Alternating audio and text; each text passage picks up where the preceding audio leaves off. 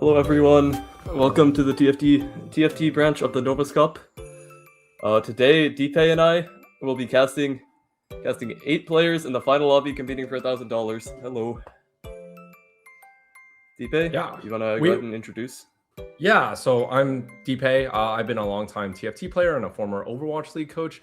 We have a really exciting slate for you guys today. This lobby is like absolutely stacked, and I think this is a great representation of Vancouver's finest over here. So you can kind of talk about some of the players here, Wigwug, but yeah, a lot of these guys I know from ladder and have seen in ladder a lot, and some of them are even in tier 1, and some of them are competing in tier 2 regionals in the coming weeks as well.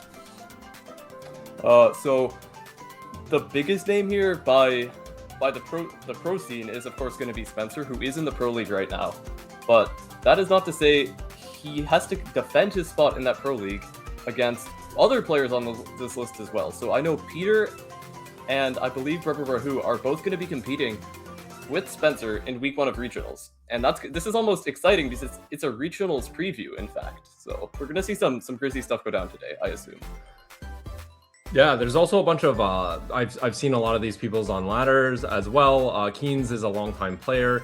Vancel and Big Fish is feeling like maybe a smaller fish in this pond, but in this pond full of regional players and all that stuff. But these guys are all really good players for sure, and all deserving to be here. So it should be a very exciting final lobby, I would think, and should be very high level. And this is played on the live patch. That's correct, right? So it's a new. So this is on the live servers. Yeah.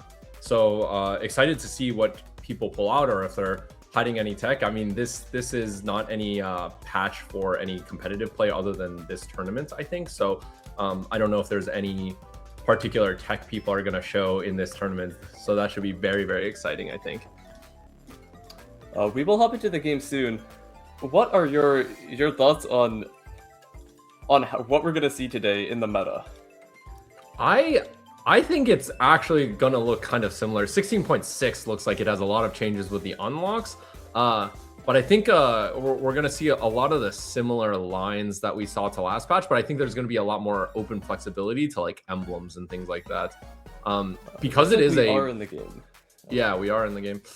Because it's a best of 3 format, I wonder how hard people are going to swing for in these games. 3 games is not a lot. So I think if you're, someone who might not have like the quote unquote skill edge, I would kind of expect these players to take bigger swings, bigger risks, maybe take some emblems, maybe take some riskier augments or riskier lines with higher win share. So it should be really interesting. I think a 3-game series, anything can happen. So that'll be really exciting, I think.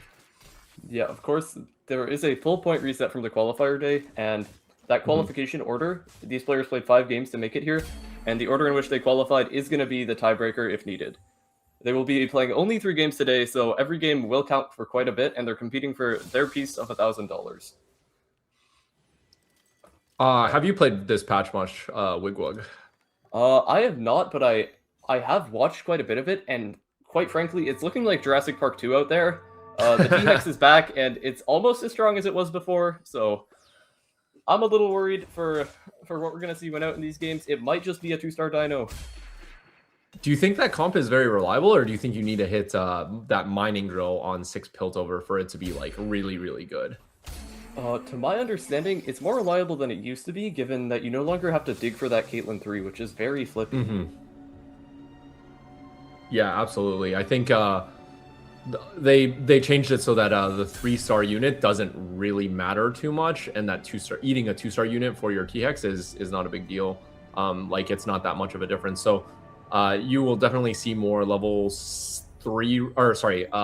stage 3 rolling and maybe stage 4 rolling for Seraphine 2. But you kind of have to have the units. In fact, 1v9 Peter looks like they are definitely valuing the Caitlyn's, which was not super valued in any other patch other than when T-Hex is meta. Yeah, this Caitlyn really only means 2 things right now. It means either unlock Orianna, play some AP, or just go straight for the dino. We'll see what he opts for with his augments here. None are super obvious for him to take, given this opener. We'll see what he leans towards. Salvage bin looks the best here. Oh, too much value. Too much value, really strong econ.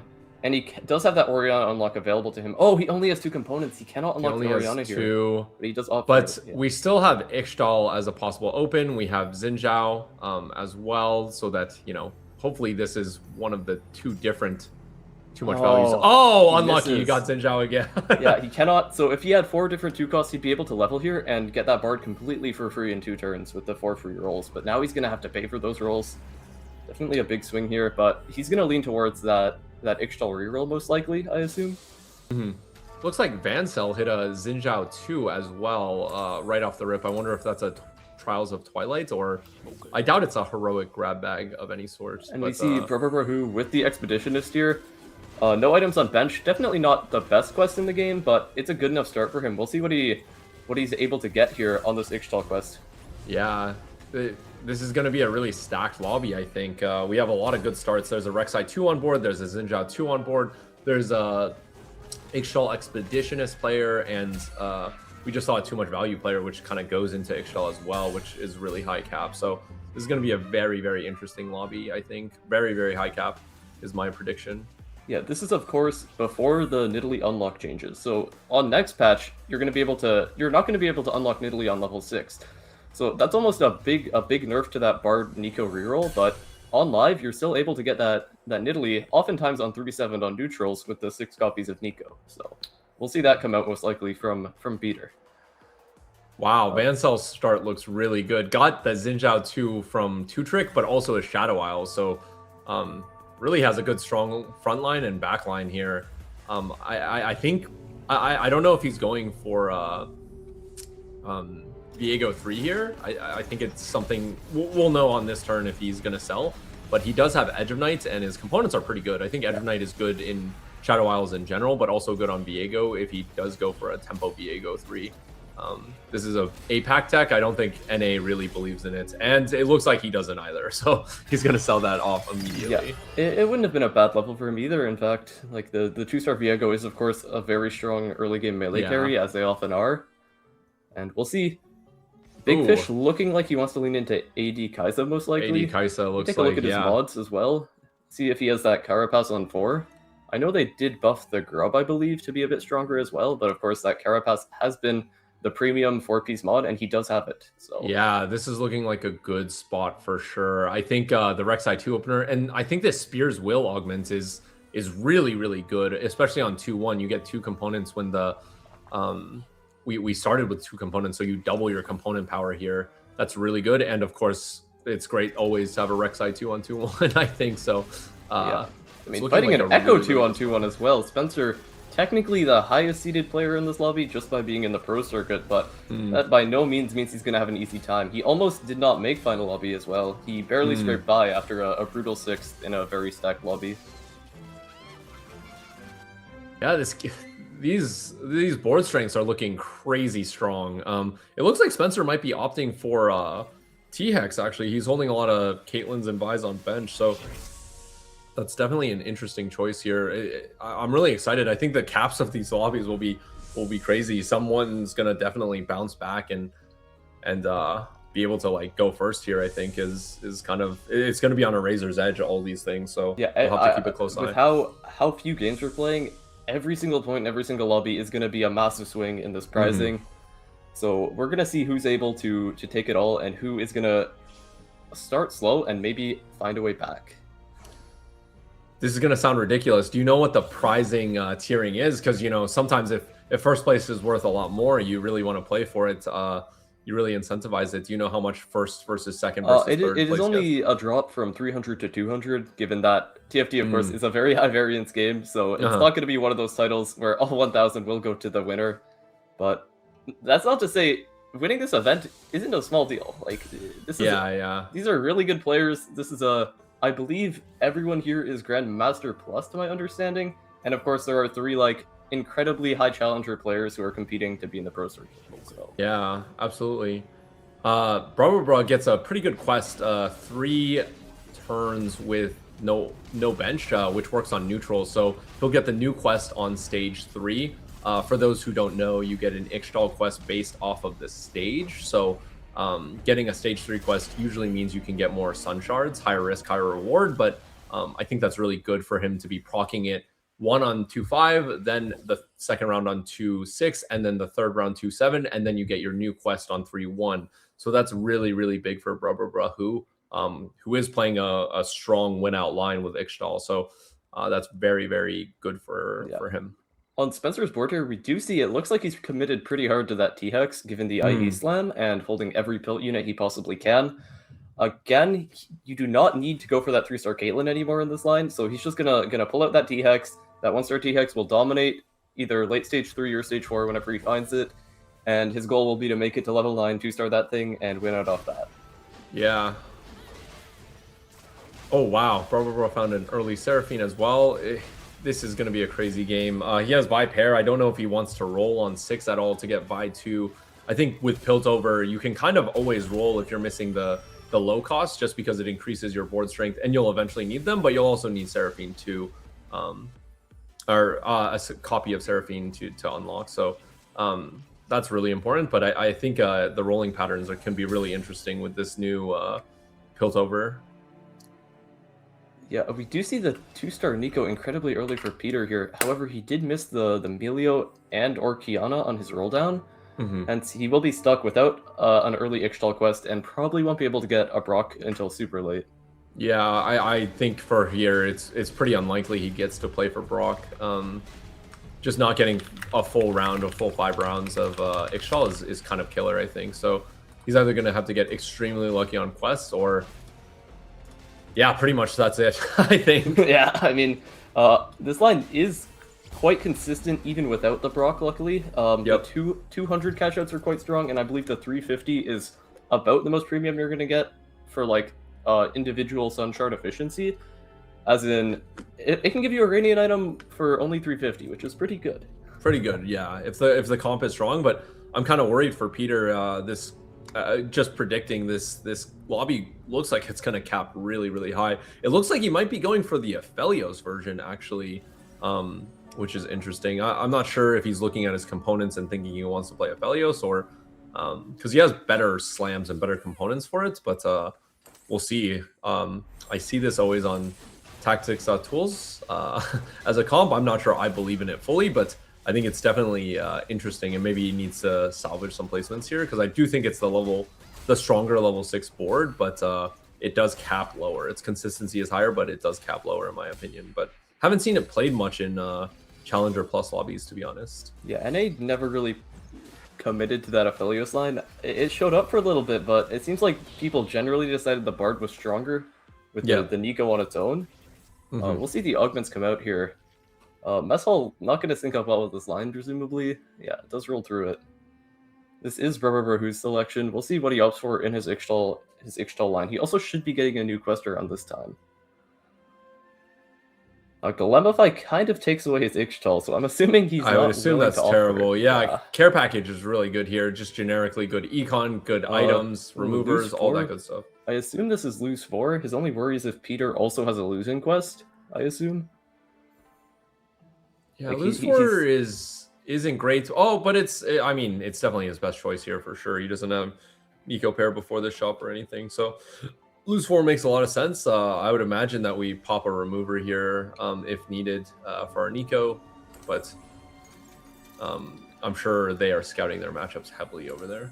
Yeah, Peter also finding the care package, definitely a good pull in these reroll lines, as it can just give that high roll, that 3-cost dupe, which on 4-1 will be absolutely insane value for him. Yeah. And definitely a high cap augment as well, as it gives, I believe, about a gold and a half of total value on average. Yeah, it looks like he opted for the Bard version. His components weren't looking good, but I think Care Package helps solve that a little bit. It gives an item component and Reforgers sometimes as well. So it looks like he's going for the standard line. And looks like his spots, I'm still a little concerned about his spots, but yeah. I'd love to go to Big Fish and see how their game is going, because streaking with the Rek'Sai 2, I think, is going to be... Kaisa can cap out incredibly high as well, I think, given the right situation. That is the question to me, is like, will he make it to Baron? Will he see that third econ augment, or will he continue streaking? Either way, he is able to open up that door to Baron. He also doesn't look terribly contested. We didn't see a lot of Slayer-leaning players. Of course, that Bel'Veth was tuned down quite a bit on this patch. No longer that S-tier freak line that it was last patch. So Yeah, I think his augments are looking really good. If you're getting a lot of items, it's good for Baron because you want to go to Kaisa and get your Rift items, obviously, and then go to 9 and start getting items later. So item augments is not bad as long as you kind of have carries to play. And even if he plays the standard 4 Void, 4 Bruiser variation, we of course have Volibear and Zig. So items is not bad, especially if you're tempoing it and streaking here, which is always so important. So I really like Big Fish's spots. I don't know the lowest placement he gets looking at the lobby, but it can't be that bad. This is looking like a top 4 at least for Big see Fish. A Swain for Who here. Peter is able to get the rod he needs for JG, despite it being on a 1 cost, unfortunately. But he does need to commit to that item, given he slammed the Nashers. We'll see what the rest of the lobby picks up here, and if anything is swingy. Did Big Fish get the Infinity Edge there for the Kai'Sa? That was what they were looking for. Yeah, they did. That's huge for them. As last pick, they got the sword. Yeah, Herald here as well. Looks like the streak could easily keep going another couple turns. Easily Peter keep going, yep. Peter is in pool, though, and he has been rolling the stage, given he is playing that Bard line, so... I have a question. Do you think a Bruiser and then transferring your items over to Rift Herald is better here? Or do you think from Cho'Gath as your tank? Or what do you think here for Big Fish? I'm not completely sure, but we are taking a look here at Porkwing's board now. I believe we had a bit of a hurdle to spectating them, but now that they're level 7, we can see their board. So we see the Bilgewater core coming out here. Not quite 7 builds yet, but they have been losing a lot of health throughout the early game. What are your thoughts on this spot, DP? Yeah, I think Loose Streak Bilge is not very good. You really want the tempo early, mostly not just for getting the Serpents, which I think is good, but I think really not the point. I think the bigger thing is that you want to save HP so that you can greed 7 Bilge in stage 4 so that you can really get a lot of the value from the 65 per round and the superior loot for the great items. So I think they're a little behind tempo. I would expect they would really need a good roll down to come back here, in my opinion, because it's not like they're 2-star Nautilus or anything crazy. But they do have an early MF and an early Fizz here for 3-6. So I think it's okay, but it's definitely on a razor's edge. I think Bilgewater is always on a razor's edge. They will be able to pull that 7 item for the start of stage 4, given that they'll have 100 Serpents here, which definitely is really important given how low health they are. We are checking back in on Peter here. He has quite a few copies. He's guaranteed that that Nidalee on neutrals as well, given the 6 copies of Nico. So. Yeah. Peter's items looks really good. If he can 4-streak here, that's really good from a 6 loss. He kind of has to win this round. He got the 11 roll quest, which is basically what you're always looking for in this sort of line is these stage 3 roll quests. They're very efficient, and you can do them almost for free, given you have 2 free rolls per turn, 3 if you lose a round, so... Yeah, I think Keen's here is looking like their Demacia as well. How do you feel about that line on this new patch? It's still alright. It did get nerfed in the vertical, I believe. We see Peter pull another reroll quest here. He'll be unlocking that Nidalee here, I assume, with the extra copies of Nico on bench. I would think so. There it is, yeah. Okay, he's not gonna miss that. He was the highest LP on ladder when we seeded this tournament as well, so... He has been making ladder snapshots, and that is how he qualified to regionals, so definitely a consistent player in that nature. But this line is anything but consistent, in fact, given how swingy these Ixchel quests can be, as well as if you find that Nico 3 early, you're able to just dominate stage 4, but if you miss it, you're going to lose every round almost. What did he opt for here? I think it was have a full bench, surely.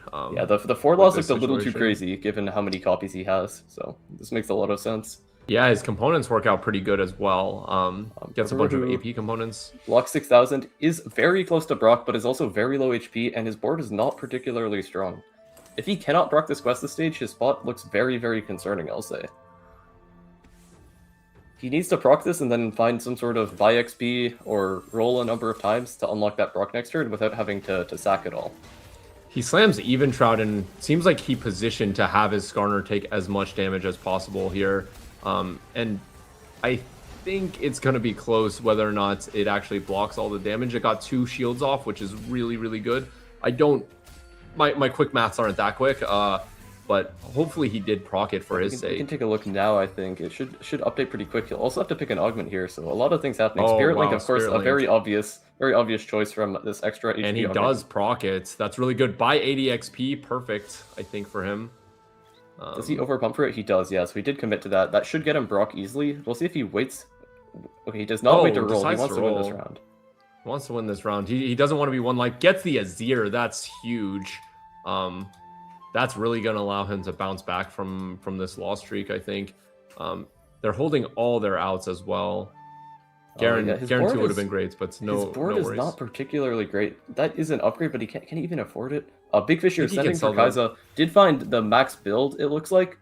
We'll see if that is used to commit to a 3-star 4 cost, as it often is, or if it's going to just be a 2-star 5 cost on level 9. He is not super rich here, but he is still very healthy. Yeah. I almost think these are the rounds they're going to need to win, so I would keep digging. They're one off Wukong 2, one off Rift Herald 2, and they're going to get the big Nico, so I really want to win all these rounds if I'm Big Fish, because I don't think I'm capping very, very high here in comparison to the lobby looking around. There's a Brock player and people with just really, really strong spots, so I would really like to see him roll here, to be honest, but maybe they just know the exact... No, this looks like an exact tank 2 diff. Maybe not. Oh, so close. Yeah, you are correct. If he rolled once there, maybe he sees literally just one upgrade. Mundo 2 something. Yeah, we're so close. Taking a look at Vancel here, the resident Shadow Isles player. We'll see if he's able to make it out. But of course, Brebera, is down to 1 life. This is definitely a spot to watch. The Brock is here. Does have to catch given he's 1 life. Finds the dupes. We'll see if this goes to a Nico 3 perhaps and plays the Nidalee on this board. There's not much else that is insanely high value off the dupes, so he does opt for it. Is this going to be enough to win the next few rounds? What do you think? I don't think so. They actually don't have items for Brock. I think it might be okay for these rounds, but I'm worried about his eventual cap here. It's not crazy strong, but this board should be fine in stage 4, but I don't know about the rest of the stages for sure. Yeah, he will have the 5 Ixtal to heal up to 2 life, it looks like, given he has slots on board for Nidalee here, which he is unlocking this turn. He'll also be contested on that Nidalee once Peter is able to roll for it from his Ixtal board. He is streaking as well. I assume he's found quite a bit. If he's able to keep that streak going, he has a big chance of getting Brock off saving extra health. Yeah, if he can build up to 2 lives, I think he has a chance. Play Ixtal for the rest of stage 4, 14 HP. Probably shouldn't be taking too bad of a loss and can be 2 lives. But I'm not sure. His cap can be super high, but he just has no gold, so it's going to be hard to get to that Brock 2 from this spot. Sana comes out for Pork Wings, and Azir for Brebera, definitely both getting the 5 costs they're looking for in that Bilge and Ixtal line, respectively. We'll see. We can take a look at Pork Wings as well, but someone has to go 8th in this lobby, right? We'll see who it is. We see Brebera dancing on the edge down there, but he will get that 5 Ixtal and go back up to 2 life. So someone else might go down there and take that 8th instead. We'll see. Yeah, Pork Wings does find the uncontested Misfortune 2, double combat Bilgewater, Fizz 2 as well, but he is kind of stuck in this Bilgewater core. He's going to have to send it down for some sort of real frontline, I assume, to stay alive. Yeah, the Oregear could be that answer, but it's definitely more of a win-out unit than a win-now type of unit. So yeah, I would really like them to play strongest board at this point. I think it's very, very scary for them right now. They're 1 HP. I think they need to get better units on their board. And more frontline specifically, I think, is what they're lacking on their board. So just with a Nautilus 1, maybe they couldn't hit a Wukong 2 or a Swain 1 on the roll down or anything like that, but their frontline is looking mighty suspicious, I will say. Yeah, we're over to Big Fish here, who did just opt to use his 4-5 dupe immediately. Not going to go for anything super greedy. Looking very honest here, and maybe he thinks he's going to get outcapped by one of the Ixtal players, or maybe he's just okay with saying, I'm going to top 4, and that's that. So. Yeah. I think the bigger dupe is just too far away. It looks like, no volley unlock, none of that yet, and no volley pair, now. So... Oh, as I say that, he actually hits a double volley shot. We're back to Spencer after a while. He has found the 6-pelt T-Hex, does not see Mining Drill, or maybe he opted away from it. Yeah, Big Fish finds the volley. Yeah, it looks like he can cap out really high if he does hit that volley too and hits another legendary 2-star. But yeah, looking at Spencer's spot, this Spencer? Is... Yeah, he has the Mining Drill. I think once you get T-Hex 2, that is kind of the big boy of the comp. I don't know how far behind tempo he is. It looks pretty decent to me, actually. As long as he can win this next round, I think he's in a good spot to kind of build back up his gold. But I am worried about his 5-1, 5-2, and maybe even 5-3. if he can't win those rounds, because TX1 is good, but I don't know if he can win stage 5 rounds against a bunch of 2-star 4 costs. In fact, he's struggling against Demacia even a little bit. He does have a Know Your Enemy here, so he's trying to get those good TX lineups. You see it beaming the Lux second here after it cleared out those weak frontliners, and it looks like this fight could be a positioning diff for him, so that's good augment value, it looks like. Yeah, Keynes is struggling to hit the 2-star Garen and 2-star Lux, so that was a surprisingly close fight, I will say. But Upgrade really made a big difference there for sure. Keynes looks like he might be the one. Him and Porkwings are contesting the 8th here, it looks like. Yeah, the health is going down, and it looks like Keynes did lose the stage while playing a 4-cost Demacia board. So, yeah, Peter gonna sack 2 more here, be about 15 health, I believe. Ideally still 2 life, but we'll have that Brock, so. It lose like he's going for the lose 3 combats in a row here, which is very, very risky at 41 HP in stage 4. I'm really surprised by this take. I would have assumed he really wanted to, you know, just cash out 335 or take a more conservative but doable quest here. This looks like a very, very hard quest for them to do. But we'll see how it works out. It's a big risk, but big reward. Yeah, Vancel here, back to Shadow Isles. Looking like he won most of last stage health-wise. Keynes does find the Lux 2 finally. Lux 2 Garen 2 comes out. We'll see if he's able to stay alive this stage. This is kind of what he wanted to hit on 4-2, if not 4-5, given he has an econ augment. But he does have the double defensive augments, which in Demacia is very high value. So. Porkwings did find a lot of good units onto his board. They have Lucian Senna, Kindred, they have Shyvana, so they really dropped out of a lot of the build water big here, fight which here. I think is really good. The loser is almost guaranteed to go bot 4, given how high cap this lobby looks. So. Yeah, absolutely. A very close fight so far. The MF does go down, so it looks like Keynes should be able to take it. He does. Yeah, big win for Keynes here. Kills Porkwings from 15 because that Garen soaked up so much damage.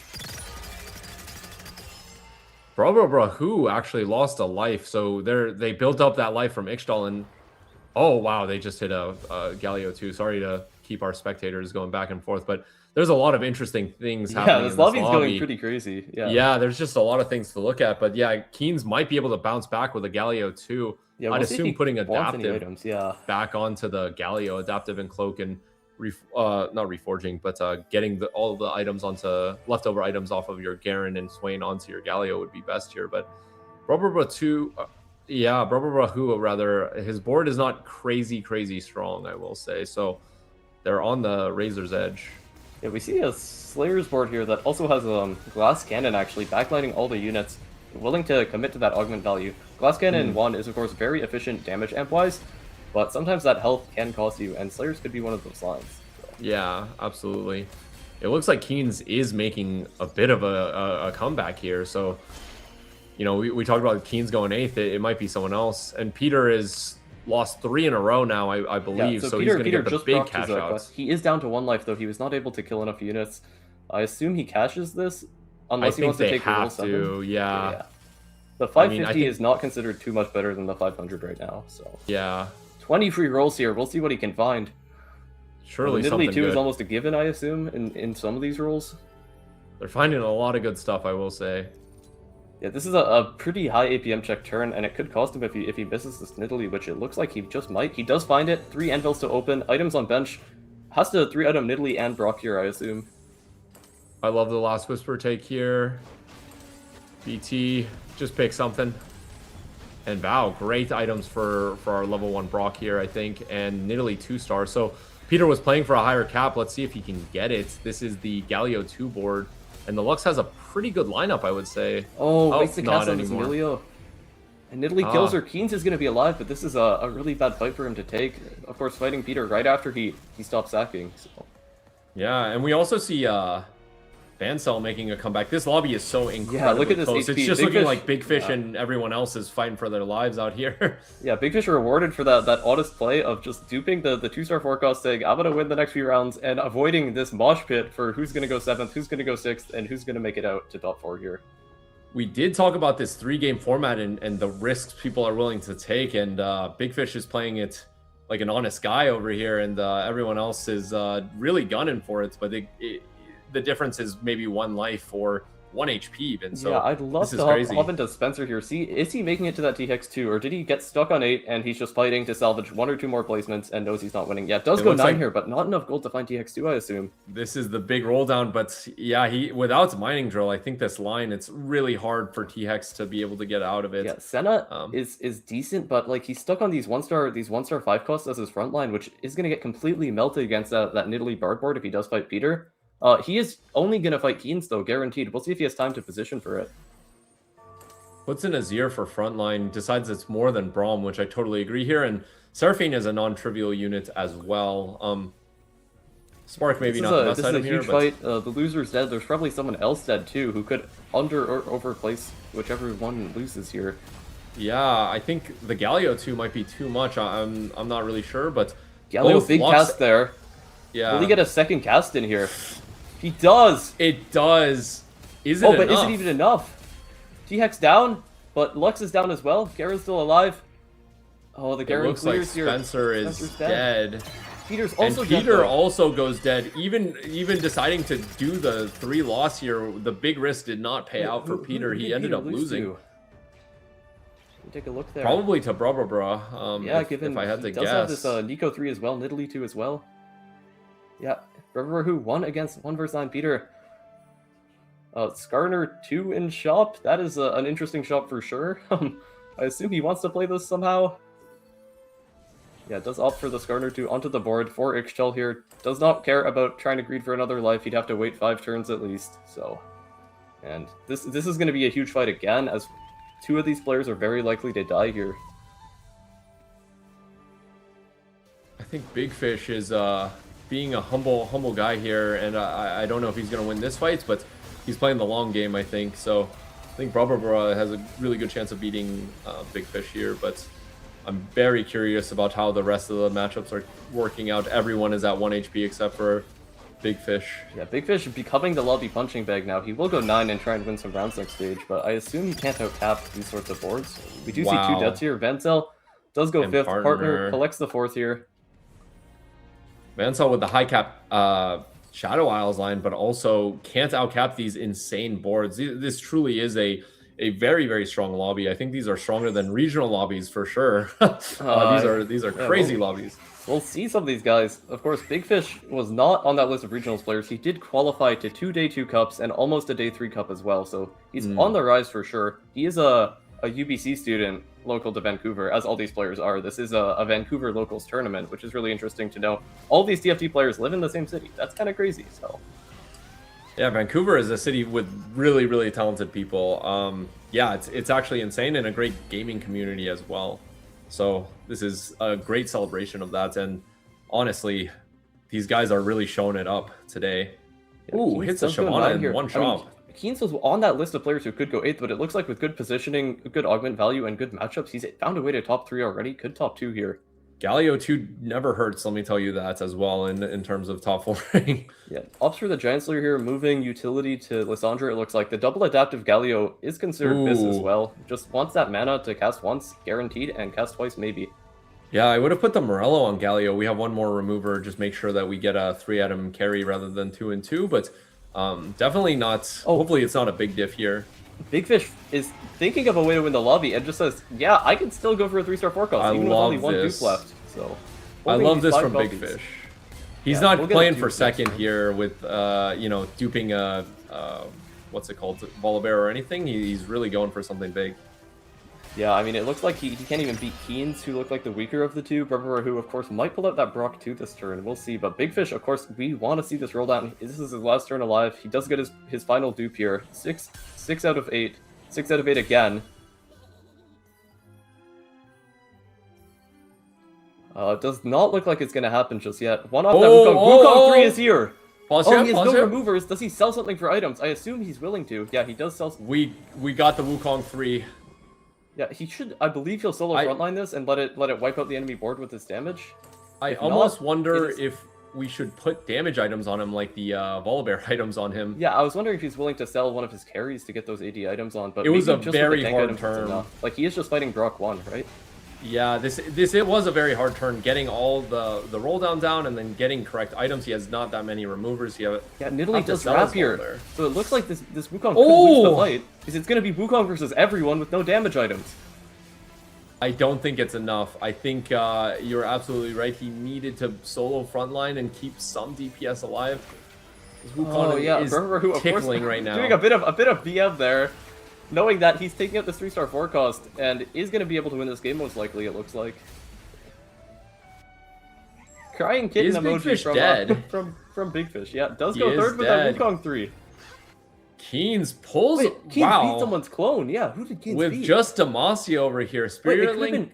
It could have been the Wukong as well, because the Wukong had no items on clone because he slammed late. I think. Oh my gosh, what a difference maker there. Check Big Fish. The top there, I believe. Who did he fight? Oh, he does fight the Brock 1 clone and is just apparently stronger. Does that mean he's gonna win the real fight here though? We'll see. Yeah, we'll see. This Galio is crazy strong. I would imagine he is nuking the backline, because that's the only way I can see him winning is positioning a bit of a weird way here, getting a different angle on the other side. Of course, you want that gap open for units to walk up.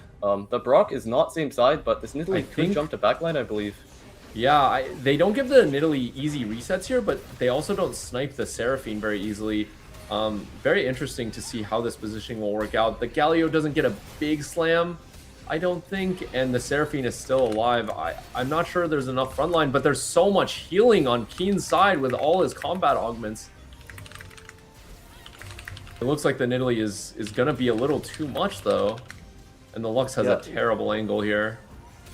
Yeah, it looks like that Nico is complete full health here, and Berber, who will be able to win out with that Ixtal line. Of course, Ixtal Expeditionist, incredibly efficient at these high levels of play where players know exactly which quest to take. Congrats to Berber, who will be looking to keep that streak going this tournament. Yeah, Ixtal Expeditionist, you're playing it on a Razor's Edge, and he went down to 10, healed back up, lost another life, and 1 ounce. That's as much on a Razor's Edge as you could get, and we kind of see the contrast between that and Peter's game, where he also played on a Razor's Edge. But if you're just not the strongest in the lobby by just this little amount, that's the difference between going 1st and 8th for these big swings. So really exciting game, I think. Really exciting game from all these guys. We'll and really well played by everyone. With the same players, of course. So we're going to go to a brief break right now, and we'll come back with the scores and then very quickly into game 2 as well. So, yeah.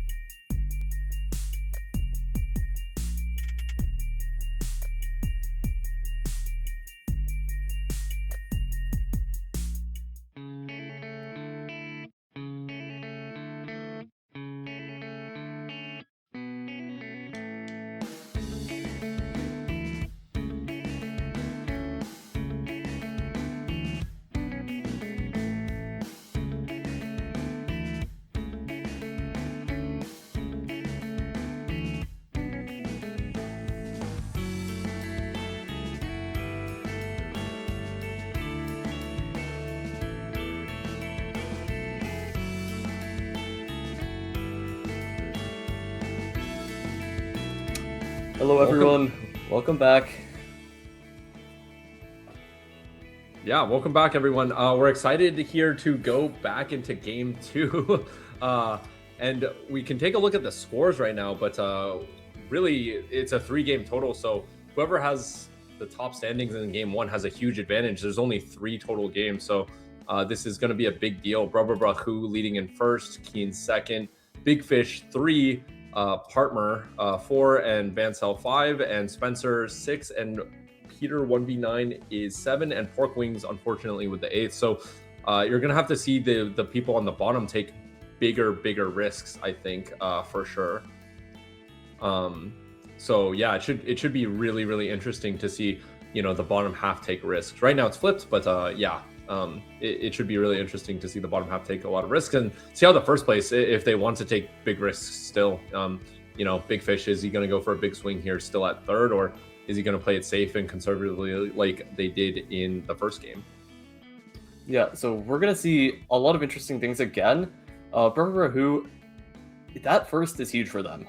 I cannot overstate like how good it must be to start at the top of the lobby after one game, but again, with only 3 games, no matter how impactful that first game is, they can throw it all away with a bot 2 here, like immediately. They'll just go straight to the middle of the pack, and that'll be that. They'll lose their chance at winning the event. So it's going to be really stressful for all these players at the top. There is quite a bit of prize money, and honestly, a decent amount of clout for a community tournament, beating these other huge players in their local region. Because anytime there's another local Vancouver tournament in the future, these are going to be the guys that we're going to see over and over again competing against each other for this local title. So yeah, we should hop into we'll be into the game here soon. Do you have anything you want to look out for from any specific players of like, is Pork Beans going to completely flip the game, go for a first, or do you think they're going to go for a humble top 4 here? Yeah, I'm very curious about how Spencer plays this. Spencer is an experienced pro TFT player, does this for a living. This is his full-time gig. So he's in a very mediocre to bad spot, right, at 6th place from last game. So I'm curious how if he's going to incur a lot of risk here and go for riskier lines. I think Piltover is already kind of a risky line. So we'll see if he goes for something like that again. He didn't hit Mining Drill this game, but will he hit it this game? We'll never know unless he tries. We'll see. So, yeah. Is there anyone you're watching out for this game? Any names? Well, our viewers seem to be very big fans of Vancel, so I would like to see Vancel make it out to help our viewership out. In fact, if everyone loves Vancel, we might as well hype him up a bit. We'll see how this lobby goes for them, though. They did not start at the top, but they could make it there pretty quickly with a top 2 this game and get into that top quarter. In fact. Mm-hmm.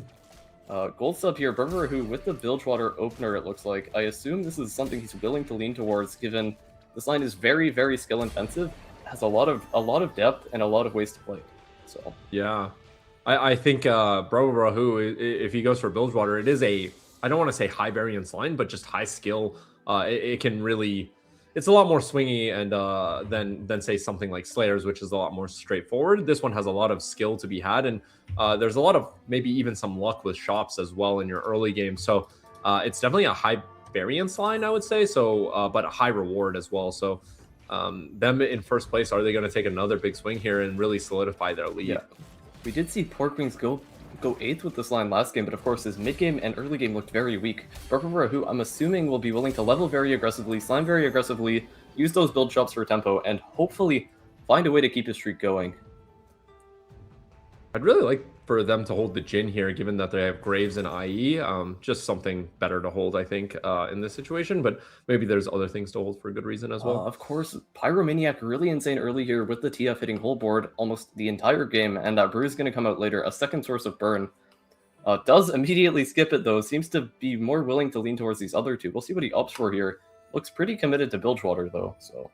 Yeah, I think Spirit of Redemption sounds really good here. You are right. Yeah, it sounds really good here. He was a Lowy pair. I know that's not close, but TF with IE and Red Buff. Red Buff's really great on TF, but I'm not sure it's super synergistic, whereas these might be 2 better items, but I don't hate Pyromaniac either. These are all great items. Yeah, the Alawi 2 really enables this augment early. Healing tank with the healing item in the early game will be very hard to kill. Of course, Vancel this time will be the one going on an expedition. Immediately clicks the lose 7 here. I assume no one is willing to sack on him in this meta, unless they also have an Ixchel out themselves or something like Calc Loss. Porkwing's a crazy pull over there, by the way. Golden Destiny into the best hero augment in the entire game, potentially one of the best augments in the entire game, the Viego hero. Does not have a slam for it other than Morello, but getting that hero augment with some free gold is pretty insane. Aura farming here for Peter as well. We can take a look at all these augments through the lobby. Spencer does opt for Legion of Threes, it looks like. We'll see what emblem he pulled. Looks like Jugger Slayer to me. Yeah, does get a Juggernaut emblem. Definitely one of the best emblems in the game to pull from this augment, and he could just lean towards the Demacia with it, with the Gunblade and the Chain. Yeah, absolutely. I think for our fans out there of high cap boards, this is looking like it's another lobby with really, really high cap. So we have another Ixtal Expeditionist, which is really good, and they got the 7 loss, but that's so hard. I think Sunshard to loss ratio. But we also have Spencer here, who looks like they're going to be playing flexibly, hit the Jarvan 2, and are probably going down Demacia, like you said, at least for the interim, going down Demacia. But Juggernaut's spat is really, really flexible. So yeah, I don't think they're forced down. Yeah. I don't think they're forced down any line, but it does look like Demacia might be the path here. Seeing success from it from Keen's last game, maybe he was a bit inspired. Yeah, of course, Demacia is one of the most consistent lines in the game if you do hit, and it's oftentimes very obvious if you're contested or not. So it looks like if he's willing to commit to this Orianna early, he's pretty likely to either go into Demacia or some sort of AP flex. Of course, Peter will likely be pulling a very high cap himself, given he did have that aura farming Azir, it looked like, over on Peter's board. And that is not only a 2-star 5 cost, but it also is going to be very likely he's able to find a way to win rounds, given he has that 2-star 5 cost and can get Renekton. Maybe, just maybe, he can get that Xerath for the charms, which is also insanely high cap as a unit. So this augment, of course, did get buffed this patch. It unlocks on 4-2, right? Yeah. A really big buff. It was one of the worst augments in the game, but I think the buff was enough to push it all the way to the top, given it now gives a full item and a 2-star 5 cost right on the turn you take your last augment when you want to start winning oftentimes. Porkwings does opt for the Bard role here as well. What are your thoughts on this in the Viego hero? I think the Viego hero, I mean, he naturaled some they naturaled some copies rather. So I don't know if it was looking great, but as far as the Prismatic Destiny goes, there are a lot worse options, and definitely can get bailed out here with just hitting a lot of the units, but his components were not very good for it, unfortunately. But I think it is a strong line if played the right way and if you hit fast enough. So it should be really interesting from Porkwing's perspective, who's really looking for a first if he can turn this around. Again, this lobby is looking really high cap, so if you're not that player going first, you really kind of need to save HP. And I'm not sure, with the Ixtal Expeditionist player, too much value player also playing Ixtal, how high this lobby cap will be, but it's very, very scary, I think, if you're not one of those big players in the game. Does get the Viego print here as well at 6 copies already, despite having, I believe, 0 on Augment Take. 0. Got 3 from Destiny. And now making 20 on the 3-win here. This is looking like an insanely good spot for Porkwings if he's able to finish the streak off. We can take a look at Keen's as well. Chat is asking, is loss streak contested? It looks like right now we have 2 people on the 3 loss. That should be Keen's and Vancel. And Keen's will be opening on Vancel here, denying that 5 loss from the Ixtal Expeditionist. Will he? He does fight immediately. Wow. Fights Vancel here, snapping their streak. I think this is big. But the good news is it's not lose 7 in a row, right? They still have a chance. So to pull it off, the problem is lose 7 in total just is only 275 sun shards, and you're down half your HP at least at this point. Yeah. So it's very, very scary for Vancel and Vancel fans out there, I think. So yeah. Vancel fans will be clenching seeing this one happen. Keen's taking out that Ixtal quest, of course, as you mentioned, it's not going to cost them the streak, but it could cost them quite a bit regardless in the econ category. We see partner here being the 1% Peter of this game with the Ixtal Bard line immediately. Again, too much value, such an enabler for this sort of line. 2 free rolls every single turn for the entire game. So, but again, no Melio. Again, no Melio with it. So we saw 1v9 Peter struggle with it last game, and I thought their spot was relatively decent. They 6 lost into 5 win, I believe, and it's still not good enough. Granted, they did take a bigger risk. They could have placed a little higher, but I don't know if they were capping out super high, that being said. So Partner is in a very, very similar spot. So hopefully we can see them pull it out a bit better here. Yeah, we see Spencer here, Gunblade, Sunfire, really strong early game slams with that Juggernaut emblem, with the Orianna, and the Ahri in the backline, it looks like. He did not manage the 5-streak, but I'm pretty confident Spencer is almost in an unbot-forable spot if he's not contested in Demacia, is my read here. Yeah, never say never in TFT, but I agree his spot looks pretty good. I always think this can't be a bot for in my games, and sometimes the impossible happens. Graves 2 for Purple. It looks like he was able to snap Porkwing's streak off of that as well. Insane item quality and unit quality on this board right now. Mundo, of course, a very early game skewed unit with that healing mana lock tank style. But that means he's able to win early here with the Bilgewater, complete opposite of what we saw from Porkwing's last game. Yeah, I think the contrast is going to be big, and they're going to be able to greed a lot more. I think your spot early on really determines your spot later with Bilgewater, and if you're able to sack and get all those Serpents and get maybe even 2 Bilge items, or at the very least a lot of stacks. So I think it's definitely very interesting, but they get dropped Rod here, so not the best draw-ups for Brahu, but I'm sure they can make it work with Crown Guard and other things like that. A Gwen 2 on bench for Porkwings? Gwen 2 on 4? Wow, that is a crazy pull. Of course, still only 7 Viegos, but will roll here, hopefully finding the Viego 3 this turn. If not, could slow down the game a lot for them. Yeah, down to 30 gold, does not see a single additional copy. If they do find a way to win the next round, the Bard could print the final copy for them here, but they are sending it to 0, it looks like. Yeah, I think this is pretty interesting. Leduc made a great video on Bard prints. I haven't, internalized it all, but it seems like maybe it's possible that if we win this round, jam to level 5, we can get a Viego print maybe on one of these rounds. But I'm not sure if they got printed a Viego very recently, so they're not looking for it. Even without like the exact rules, playing only one singular 1-cost on the board definitely helps their odds of appearing, given that if Bard chooses to print a 1-cost, there's no one but Viego to go for. So yeah, this could have been a Gwen 2 diff, but we'll see. They are going to naturally level to next turn, so maybe they might get it anyways. We also see Keens here. It looks like they might be going for the T-Hex themselves as well. T-Hex so Ixtal. What is his quest here? I'm curious, is this spot really something he wants to be in? So we're back to Porkwings here for the augment selection. I assume he really wants a way to hit this Viego 3, but does just opt for the grab bag. Rolling again here, still not finding it. Oh. Finds it, and we're going to have 3-item Viego here. Oh, the items look really good, I'll say. Has the Gunblade Slam if he wants it. Could reforge before opting for it, though. BT, of course, the ideal 3rd item here, but Gunblade is close enough most of the time. I would think it's close enough as well. Oh, finds the BT on the reforge. Wow. I think we're really looking for tank items at this point, in my opinion, for Porkwings, but it looks like they will get a double slam with Morello, JG, or not double slam, a 5-item slam here in stage 3, which should be really, really strong. Yeah, we're back to Keens here, the current villain, given that he's taking out the chat favorite Vancel.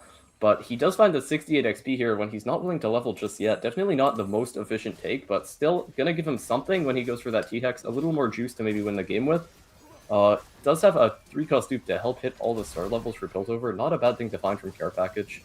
Item quality also looking very high with the IEDB already. This is looking like a game where you're kind of flipping your game based off your roll down, but it could be worth it as well. And Spencer's spot is looking very good. We talked about him being locked into Demacia here. Found a natural Garen. Nothing could be better than that, I don't think. So Spencer's spot is looking more and more guaranteed top 4. And there's 2 streakers as well. Another Spencer. emblem for him. He's going to have the Demacia emblem here. Has it on bench already. Could be 7 Demacia as early as next turn with anything. Finds the Garen from who knows where. Going to get insane value off Legion of Threes and the Juggernaut spat with the 3-item tank. Is he able to beat Brahu is the question for me here. If he fights him. Yeah, will definitely be a very, very close fight. Both these boards look very strong. Brahu does level here just in case. They do dodge each other, it looks like. But the classic 2 win streakers in lobby, and Big Fish is very, very weak right now. Yeah, given that they're bodyguard training and scaling up, and also a Kiana 1 right now. So not a very strong board, but hoping to be strong later in stage 4 with the combat augment he took on 2-1. Yeah, combat into items. Could take combat again on 4-2. Going to be a pretty strong Slayer board from Big Fish, but of course, right now just going to sack a bunch of HP and will show up to some considerably strong boards on stage 4, I assume, with the Viego 3 making it to that Shadow Isles Kalista board. We're going to see Keen's commit to that T-Hex and Ixtal cash. We're going to see maybe the Nico 3 come out from the too much value player. So a lot of things happening in this lobby all at once. Another spat on bench for who it looks like. We'll see what he opts for on this carousel. It's going to be the Bilgewater +1. Keens does take the tier from him, taking out another player, though. Yeah, whose spots, they leveled on 3-3 off interval and were 20 gold and then lost the round anyways. I'm not sure to who, but that's kind of really, really bad for their spot, I think. But overall, I would say their spot is pretty good in the scheme of things. But the spat was kind of interesting here for sure. Yeah, this looks like he leveled saying, I'm going to get Fizz, and then maybe I get tier on Carousel, but does miss the tier, does not have a MF in shop, will not be getting augment value this stage, in fact. Effectively down that spat right now. Mm-hmm. This is what he really committed to, is finding that 7 build to the stern and starting to greed as early as he could. So it's going to be a lot harder for him to win the game now, down so many serpents in bilge. It looks like they naturaled a lot of Graves as well. I'm wondering if they're going for a cheeky Graves 3 at this point, or if they're just holding it for a remover. But I think they're keeping it open as an option for sure, it sounds like. Yeah, and 1v9 Peter here from Peter. Wow. Yeah. It looks like they're really trying to build into Azir and Shurima items as well. Their HP is relatively good, and as long as their HP is good, I think the Azir is going to pay off value here, and hopefully they can unlock one of the better Shurimans between Renekton. I think Zoe has it. Yeah, Zoe does finish off the Graves here. Peter is saving a lot of health to play for those Shurima cash outs, like you mentioned. Of course, that Azir should be strong enough to go for that Renekton, which is definitely the one that you want to unlock most of the time first, if not the Xerath, but the Xerath is kind of flippy. So yeah, I think a 275 here. Vansal did reach that 7 loss finally. What are your thoughts here for the next quest? Another quest for partner as well. Could take loose 3 here, given how healthy he is. Yeah, I think Vansal's spots, I know he's the fan favorite over here, but it's looking a little rough. He has only 53 HP to work with and only halfway to Brock, basically. And you really want a bigger cash out than 550 if possible. 550 or more, rather. Because the rewards below 500 are not that good, I don't think. So I'm a little worried about Vansal's spots, kind of given it took him 8 rounds and now he's going into it. But the items on bench thing is really, really good for Vansal because, again, he completes on neutrals, which saves him a round of combat, I think. So definitely can turn it around, but it's going to depend a lot on the quest. Yeah, we see partner here. Other Ixtal player did opt for the 4 loss here for 225. Will be about 40 health with a 310 cash ready. I assume they won't make it to Brock without cashing beforehand, unfortunately. Spencer, of course, still completely winning this stage, except for 3-6. It looked like someone took a round off him. Vansal almost at the 5 Ixtal here, but will not be going for that Nidalee. Yeah, the spot is not too insane. I'm a little worried here. Yeah, I'm very worried. They only have about 3, maybe 4 lives if they're really close fights to kind of eke it out. If they can make a strong board on 4-2 with Ixtal in, that would be ideal, but it's a really, really tough ask, I think, with this lobby. There's so many players playing for level 8 between aura farming or spiking on stage 4 rather. They're going to be having aura farming. They're going to have bodyguard training, slayers, all that good stuff, and they're just running Ixtal right here without the cash out. So that's really, really scary, I think. Yeah, they do get a new quest here. I assume has to be by XP. This Nico will not be living 15 seconds. Yeah, it does opt for the very easy one here. We'll see if they roll here though, because they could take like a roll 20 next turn, in fact, but they do choose to save some health, roll here. Yeah, I was a bit worried they took Ixtal out there, but they put it back in. Gotta get some upgrades on this board though if they want to win off this roll down. Yeah, I'm that's almost not a curious. real upgrade. That's a 2-star 1 cost. 5 Invoker. Vansal did not pivot in time here. Could cost them a round against Spencer. Already has that Garen with a D-Claw. We'll see who wins this. I assume that Garen can tank off the Zillion and the Vayne can kill off the board for Spencer though. Yeah, I think Vansal really used all his gold here, which makes his next quest very, very limited, in my opinion, between rerolls, XP, and all that good stuff. So I think they're very worried about their HP, but at the same time, it might be costing them to some extent. But they do win the fights, which is huge for Vansal. Yeah, definitely a really important fight to win, given they committed Econ to rolling down. could commit to the malicious here. Definitely a big gamble, though, I think, if they don't win these rounds yet. Does just opt for the items from grab bag. Will they push is the question. I assume they took the armor quest. We can take a look here. That Skarner will easily proc it, especially given the Bramble Vest. Yep. They might get forced into this 400, though, if they can't win any more rounds this stage. Because their board is not that insane right now. Zillion did get buffed this patch, though. Yeah, Zillion might be enough. It is a godsend of a unit in his spots, and he has good frontline, but I'm not sure it's enough given his spots, but let's sit here and wait for sure.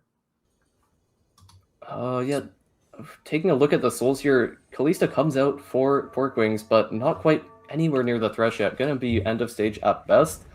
That being said, the Viego alone is often enough to win this entire stage on 3-star if the opponents are not too strong. Of course, Peter looking like an insane spot for him. You see 76 health, Azir 2, 1 combat augment, 1 item augment as well. Still has 10 gold left on level 8, and a Rift Herald 2 in the front line. I think if Peter plays this game perfectly, his win rate should be very, very high. That being said, it is not an easy spot to pilot. Yeah, it's definitely not, but I think if he gets a Renekton here or a Xerath, I think it's a much easier spot to pilot. He can actually potentially force the Xerath if he thinks it's that much better, but it looks like he has Kraken, Shojin. It looks like he might be able to just go for Renekton here, which I think is a good option as well. Yeah, that double Shojin, definitely no ideal holders just yet. The Seraphine, not terrible, but it's not it's a what you want to Seraphine put 2 items on. Yeah. Like, yeah. But he does ideally want to win this round. So the only quote-unquote bad case for him is that he loses both of the next 2 rounds, which with this board seems pretty unlikely. Because in the other scenarios, he either gets Renekton or that Xerath, both of which are quite good early. So yeah, definitely 1v9 Peter's spot looks really good. 2-star 4 cost on 4-2, 30 gold streaking, and has the Azir 2, of course. So we see Vancel over there with have 20 units die. He does look like he has enough health to not be dead by the time he cashes it. But ideally, he'd like to win one of those 3 fights, which will contribute to him cashing. Looks like he does get quite a few units dead this round. Will he get the win, though? He does not. So Vancel gonna be losing even more health here, but he will cash 600 if he gets there. Actually, there is no 600 cash. It's going to be a 550. He needs to push one more time for 625. Yeah, it's looking like a rough spot for Vancel. It's going to be on a razor's edge, whereas Peter's the only one streaking in the lobby and about to streak more with a Renekton and Shurima coming in, so which is big for his Azir too, and obviously Renekton's a great unit in itself. So Peter, like you said, has a pretty good win share chance here for sure. Yeah, when we get back to the players, we can take a look at these bottom 2 who are looking very, very low health. Even though Vancel's the Ixtal player, we see 2 players almost at 1 life. Next stage, Keen's guaranteed to be 1 life, so we'll see if they find any way out of here. Yeah, Keen's has a Xerath unlocked with a T-Hex. What am I even witnessing? Does have the Mining Drill. He could go 9 here, but he also has a Shojin on his T-Hex. What are your thoughts on that one? I think it's not ideal, but I think sometimes you have to 3-item something. But they do have 2 Reforgers, and I'd be very interested in reforging both the Shojin and the Archangels for some sort of hit here. Can't miss with 2 Reforgers, right? We'll see. He does have Braum too, does have 8 items, and does have that skill in combat. As well, we'll get 1 more item next stage from the care package, but is it going to be enough to beat Peter, who he does get in his pool here? This is going to be a really important fight for both these players, as Peter looks to keep his streak going, guarantee that level 9, guarantee that super high Shurima cap. Could go for Rise even. That might be what the double Shojin's for. The T-Hex is not on the Azir just yet. Looking like a pretty close fight still, though. Yeah, it's definitely very close, but I think this Azir is just going to start taking over for sure. Yeah, the Ginsu T-Hex is just not enough. Keen's all the way down to 2 HP. Still alive, but looking very, very difficult for him to make it out here. I think if they do happen to make it to TX2, it should be very, very good. But that spot is very far away, I will say. They do have Mining Drill to get a bit of extra gold, but I think they might want to take a risk here between the Shojin and the Archangels to double reforge it. Yeah, I was wondering if they go for that real 3rd item piece. Of course, blue buff T-Hex is good, but that's only because of the mana gen. T-Hex does not auto-attack during the spell there, so the Shojin does not do nearly the same thing for it. We'll see Vancel here looking to kill off Keens, get revenge for that lost streak early. will it be enough with the Cillian? The double 2-star forecast front line, great util items in the back line as well. Vancel's board is not weak by any means at this point. Yeah, Vancel did win the last round, so every round they win is closer to another cash out or another greeting point for so that they can go for a bigger cash out. But it looks like Keens will live to fight another day and get one more mining drill. Perfect interval for Vancel. It looks like Vancel won one of the 3 rounds, just like we mentioned they were looking to, and now they'll have a 600 with another life left. I'd love to hop to Vancel here. Yeah, the Brock comes out. Will they be able to push again? Oh, these quests are not ideal. Does have to cash, yeah. Nothing they could do on neutrals, it looked like. So does cash, but gets a pretty good cash out, I would say, kind of 550, 20 health, and looking very likely to reach Brock 2 here. Of course, about to proc Epoch again this stage. So I could see Vancel competing with Peter for the win out here. Keens could be in that conversation if he's able to go 9 next turn and hit that T-Hex 2. If not, I assume Keens will be going bot 2 here, given how strong this lobby's looking. Peter is going to keep streaking, though. He doesn't look like he's able to reach another Shuriman, given that he's still on 5 streak right now. We'll see what happens. This is going to be a crazy roll down from Vancel. That gold sub coming in, contributing to this Brock 2 fund. Zillion also contributing to it. 78 gold to roll. We'll see what is found here. A lot of improvements to make to their board. It looks like going they're 10? pumping to 10. Wow, that is very ambitious, with Brock costing 14 gold, Brock 2 costing 14 more gold, and they don't have an in. They have a Kindred 1. They're not farming any econ anymore. I mean, this does make the Zillion a bit stronger, but Zillion could even pay for this later is the thing. So this denies so much econ from themselves. But will it pay off? This is, of course, a very high-risk play, but it could win them the game if they hit this Brock 2 anyways, and then all their rolls are super efficient on level 10. But, of course, there's no gold to buy that Brock 2 right now. This is crazy. Yeah, this is a crazy move. Loses the round to Spencer here. That must be a Brock 2 diff. That must be a Brock 2 diff, and that must be rolling 80 gold on 9 diff, because they could get Shyvana 2, Brock 2. All these units cost a lot of gold.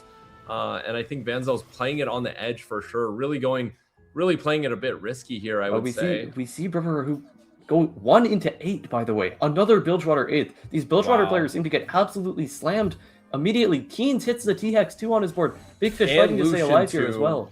Wow. Keens is making the comeback as well. Yeah, this is gold sub plus 2 Ixchel players plus the T-Hex player. The caps are going crazy in this looking lobby. like not a weak board at all, but down to 1 life in this insane lobby. Could just fight Keens here and get absolutely nuked. Looks like that is what's about to happen too. You absolutely called it as well. Yeah, it's what a time to rotate into T-Hex 2, but they do get the wrap on the Seraphine. I do think that this is as best of a situation. Yeah, I mean, Slayers looks like has a decent matchup here. Whole board except T-Hex dead already. It's looking like me on Mbessa, low-key, but it's still not enough with perfect positioning. I think the Velvet's fighting for it, not enough though. Not enough. Wow, Big Fish goes from his humble 3rd to humble 7th. I thought he played very humbly in both these games, but not humble enough, it looks like. Yeah, Keens looking completely unhumble this game, and it could pay off, but not if Vancel takes him out with the Brock 2. Hits Brock 2. I'm not sure who they beat last round, but couldn't have been someone super duper strong. I think if you're Keens, you actually need to drop out of 6 Piltover. The 6 only gives you the mining drill. You got to convert that gold into Peter there. Peter could be stacking for Shurima as well, stacking to go 9 for Rise for that super high Shurima Rise cap as well. Yeah, Keens right now looking like strongest in lobby, except for Vancel, who could completely dominate with this Brock 2 in the matchup. Yeah, Porkwings looking like they'll bleed out to a humble top 4, most likely, in the Shadow Oz line. Viego is high cap, but Viego is not as high cap as T-Hex 2 Brock 2. Absolutely. Yeah, I mean, Porkwings definitely had a good opener, but it just looks like they're gonna get outcapped by all these really strong boards, I would say. Viego's good, but I think 2-star T-Hex and 2-star Brock are a bit better. And the gold checks out on that as well. 15 greater than 9. Spencer in a similar position. We kind of see 3 high cap players here and 2 lower cap players who are just hoping Keens and Vancel kill each other off, and they get their top 4s, get their points, and then they get to watch the Dino versus the Brock and see who wins out. The Battle of the Ancients, yeah, absolutely, with the dinosaurs and the rock guy. Yeah, pretty crazy lore and legends interaction here. Yeah, and Spencer, who did play the Humble Demacia line, it looks like the Humble lines that really do stabilize on 8 seem to be doing well, so long as you preserve the HP early on. That seems to be the key between him and Big Fish from last game. Just like Big Fish last game, the Humble line into the max cap, he held both dupes this time, though. He's guaranteed to make it to the 6-2 at this point, it looks like. And he's going to be going straight for that 3-star Kai'Sa or the 3-star Garen. Yeah, this is holding every out. This is just like Big Fish played last game, and hopefully the 2-star or 3-star forecast actually does something to affect the placement here in this game. But Spencer looks close to it. To greet his removers. That's what Big Fish failed to do last game. Greet his removers, go for that damaged 3-star forecast. Like if he hits Garen, you gotta give that thing an IE or a Sterix or something. Most likely Gunblade is the best in because Garen will be top damage guaranteed. Yeah, absolutely. But I'm worried even with a 3-star, can they beat Vancel, who's looking like the absolute monster with Brock 2, with Radiant TG, Zillion 2, just full cap over here from Vancel. It looks like a very, very strong board. Well, Vancel is a true high cap player for going 9 there. Yeah, Porkwings for going 10, here. For going 10. Sorry, I'm not used to saying that, in fact. Yeah, straight to 10 on 5-1. Not even 5-2, 5-1. Yeah, him and Keens are when are they going to face off each other? If it's a Riot Games special, maybe never. Yeah, Porkwing's looking to scrape one more round against Spencer here and maybe find a way just to top 4 barely here, as it looks like the only way he makes it out is Vancel and Keens go head-to-head, and one of them has to die. It is not obvious who's going to win this game, I'll say. Despite a Brock 2, despite a T-Hex 2, despite a 0-2 on 4-2, despite the max cap going for a 3-star forecast, I have no idea who's supposed to win this. Yeah, this game's very, very exciting. Oh, we see the head-to-head. Versus Clone. This might be Clone. Yeah. It is the Clone here. It is the Clone, but it still might be strong enough. It's still none, you know, I don't know all the Ghost Board interactions, but I will say I think T-Hex has a good matchup against Brock. It has enough single target now. Yeah, Porkwings is down. I don't think Peter can kill Vancel. Yeah, cannot kill Vancel in the other fight. Wow. So any of these 4 players could win the game, I believe, right? Yeah, I think looking at it, I think Keens actually has a really, really good matchup into Brock. Just the Brock jumps in and you actually have enough single target now compared to the AoE from before with the T-Hex where you had to line everything Peter's up. rolling here to deny, by the way. That's why he's sending on neutrals. Looks like Peter's playing for his humble, whatever his placement is, maybe 3rd, depending on matchmaking. Peter needs Spencer to miss, so because Spencer could go 3rd and then Peter could scam a 2nd, is what I believe Peter's hoping for. So Vancel and Keens can't both top 2 here. Like, they're gonna fight each other in one of the next 2 rounds, I assume. They did fight Clone, though. That could delay it. We'll see. Gets another big Nico here. No, not like this. He has the Garen. He might have the Kai'Sa and the Garen. I think that should be enough to outcap anything. Yeah, could hit all 3, in fact. Going for them all. Here. Wait, is it guaranteed all 3? It looks like it's guaranteed all 3 to me. Or one more. It looks like I think we're gonna use just this on Garen right now and get all the items. Yeah, it says that's enough. I guess with 3-star Lux, I guess tank Garen is actually totally acceptable here. Yeah, when we have this like just a normal reroll board, a forecast in fact, very normal reroll from Meta Spencer. Peter held 2 Garens, by the way. It just didn't matter. It just did not matter. He's giving him the thumbs up here. I would say that's thumbs up to get the greater, or to get the big Nico there. That is a big thumbs up for Spencer, who... Yeah, Hodge on the Garen, of course. That Omnivamp will just be insane on a 3-star forecast. Why is this comp not on Tactics.Tools or TFT Academy? I didn't know you could reroll forecasts like this. This is crazy from Spencer. He might get a 3rd reroll. We might be going for a Brock 3 versus... Wow. I don't think this is enough to beat 2 3-star forecasts. I think the Zillion is too slow to win this matchup, but we'll see with a double Brock 2, double TG coming out. Of course, that Radiant TG looking pretty insane. The Swain Sun will come out on those 3-star forecasts as well. Will it be enough? We will see the head-to-head here, it looks like. I think you need to put the Brocks more on the edge so that it doesn't get wrapped by the Garen, or sorry, surround the Garen or surrounded by the Lux and gets a line on the Lux. I think we need to put them on the edges a bit so that they don't get spin to win here. Yeah, it looks like one of them will be dodging the Garen AoE. Yeah. Will this be enough? Gets onto the Lux. The Lux is about to 2-shot the Brock.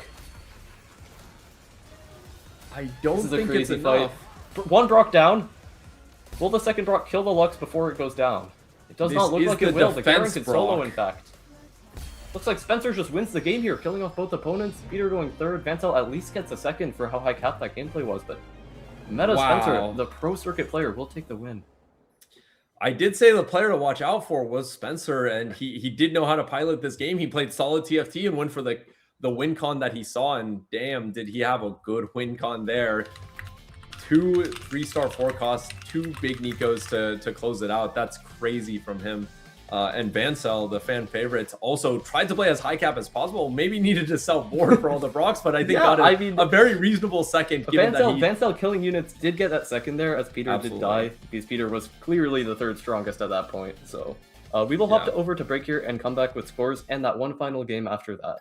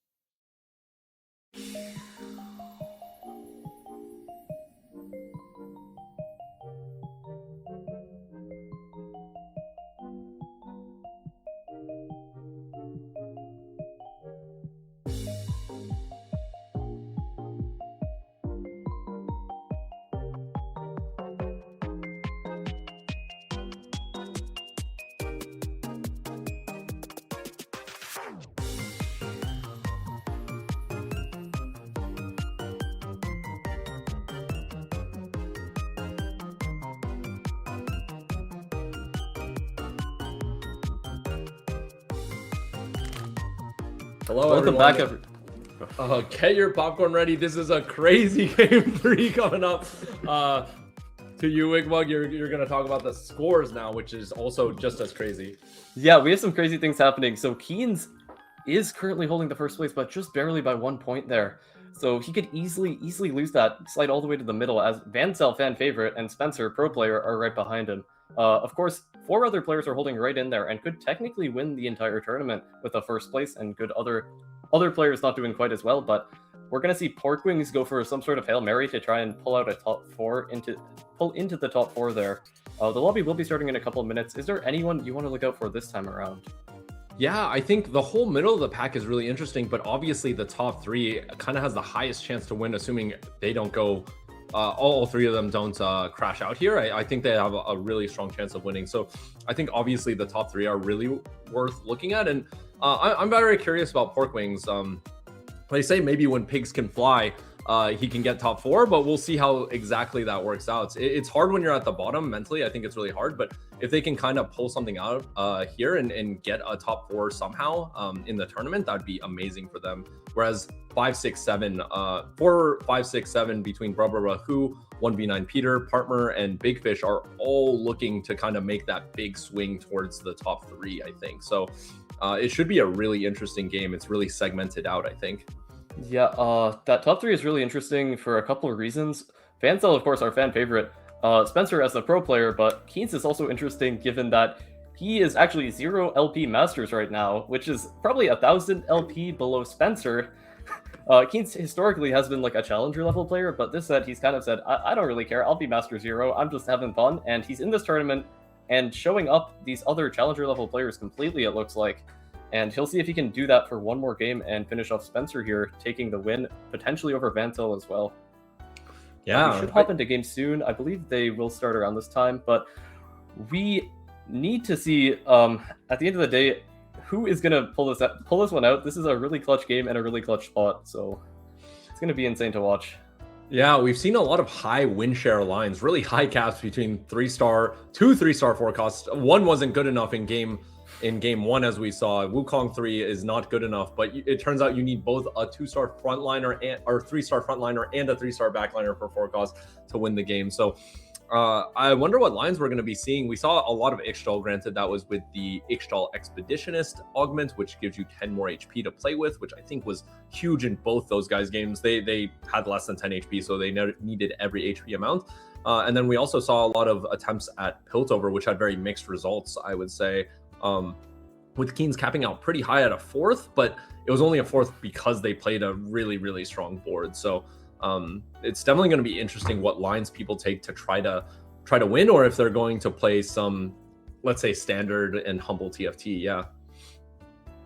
Yeah, so this will be the final game, and if it does go to tiebreaks, that will be decided by the qualifying order on day 1. So I will keep you guys updated on that if it comes into play. We will be talking about the scores during the game, of course, as we see who is able to slip into that top spot and who's going to fall down through the standings, because inevitably someone has to go 8th again. So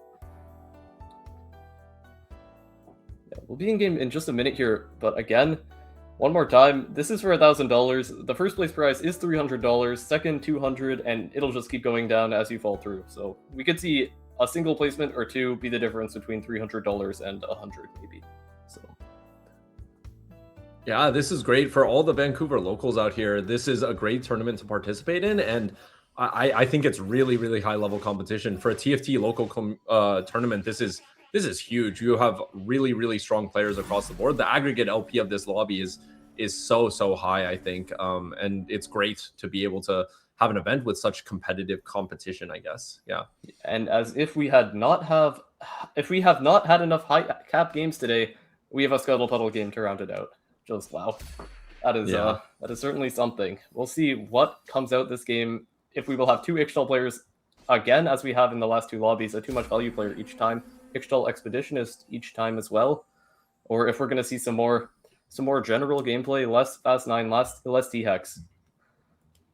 Yeah, I think this encourages the 2-star 5 cost boards, or even 2-star 7 costs with Baron Nashor or something like that. So if we thought the lobbies were crazy before, they could be even crazier now. We'll see if it's prismatic as well. That would make it extra spicy for the final game 3. Yeah, I mean, we do see the 6 gold blue orb coming out here at least. Could see a couple interesting units that give people direction. Of course, 3-cost reroll has not been meta this set. Also not meta this patch, unfortunately, but a lot of people will go straight to 9 here. We can hop around, take a look at these openers. We see Spencer holding the Ari. We can take a look at what the Ionia is as well, I guess.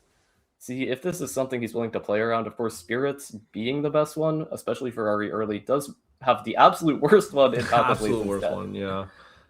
But an RE2 is an RE2, and it still might be his strongest board, but it does lead him down a bad path, I would say. So definitely interesting from Spencer's spot what to do here. He does have an Ionia opener, but it's not a very good Ionia. So yeah, has the 2 Void, which in Scuttle is quite efficient, I'll say. We'll see if he opts towards that. He doesn't have it on board, though. Definitely looks like he's leaning away from it for some reason. I'm not sure what he has in mind, though. There's very little direction, as you mentioned. Yeah, it looks like a full gold opener as well. He sells everything. I think spreading roots makes a lot of sense here. Oh, that's a little tempting. I don't know what his voids are, but that's a little tempting on Scuttle Puddle. But I would be more keen on spreading roots here, yeah. given he has no direction, like you said. Wow, will he reforge these? Freljord Quick, not ideal in this meta, but Freljord is also a very good early slam. It does slam here. I'm gonna take that LeBlanc into consideration immediately. Go for that 3 Noxus with Briar, I assume, and play towards a Freljord Bruiser Core. Could be his line. Peter again. Oh my. Wow. But this time he has Ixchel on 2-1. Completely different game, I would say. Yeah, what from the one he played earlier. Take a look at his quest. He's gonna be going straight for that Bard on 2-3. Has the 4-2 cost, but cannot play them. Yeah, it has 10 units die. Incredibly efficient quest here. 3 turns, 105 stacks, and then he might even start winning on 2-5, given how strong he is already with these Vi and Nico copies. Keynes also has a Teemo too. I wonder if he's going straight to Riggs from this spot. It's a very interesting spot because I do think Teemo is not a bad unit, but Yordles doesn't lead to anywhere. But with Scuttle Puddle, I think anything is possible. It's Scuttle Puddle and Gold Opener on top of that. So you see all these players with 20 plus gold and strong boards. This is Stars Yorick from Porkwings. Porkwings, of course, at the bottom there, currently clearly in 8th place, and will need a big game to pull into first. Does start with a Yorick too, though. Could be a really good way to win this stage, especially given no one has items, right? So this Yorick is just a very hard thing to kill. Levels to 5 here early as well. And we see another player going for the Bard. Bard 2 on 2-2 from Brahu. Wow. This lobby, again, is going to look like it's high cap. You have strong tempo players. You have Ixchel players running around. This is going to be a strong lobby for sure. We're going to have to see how the caps work out, but the game is wide open.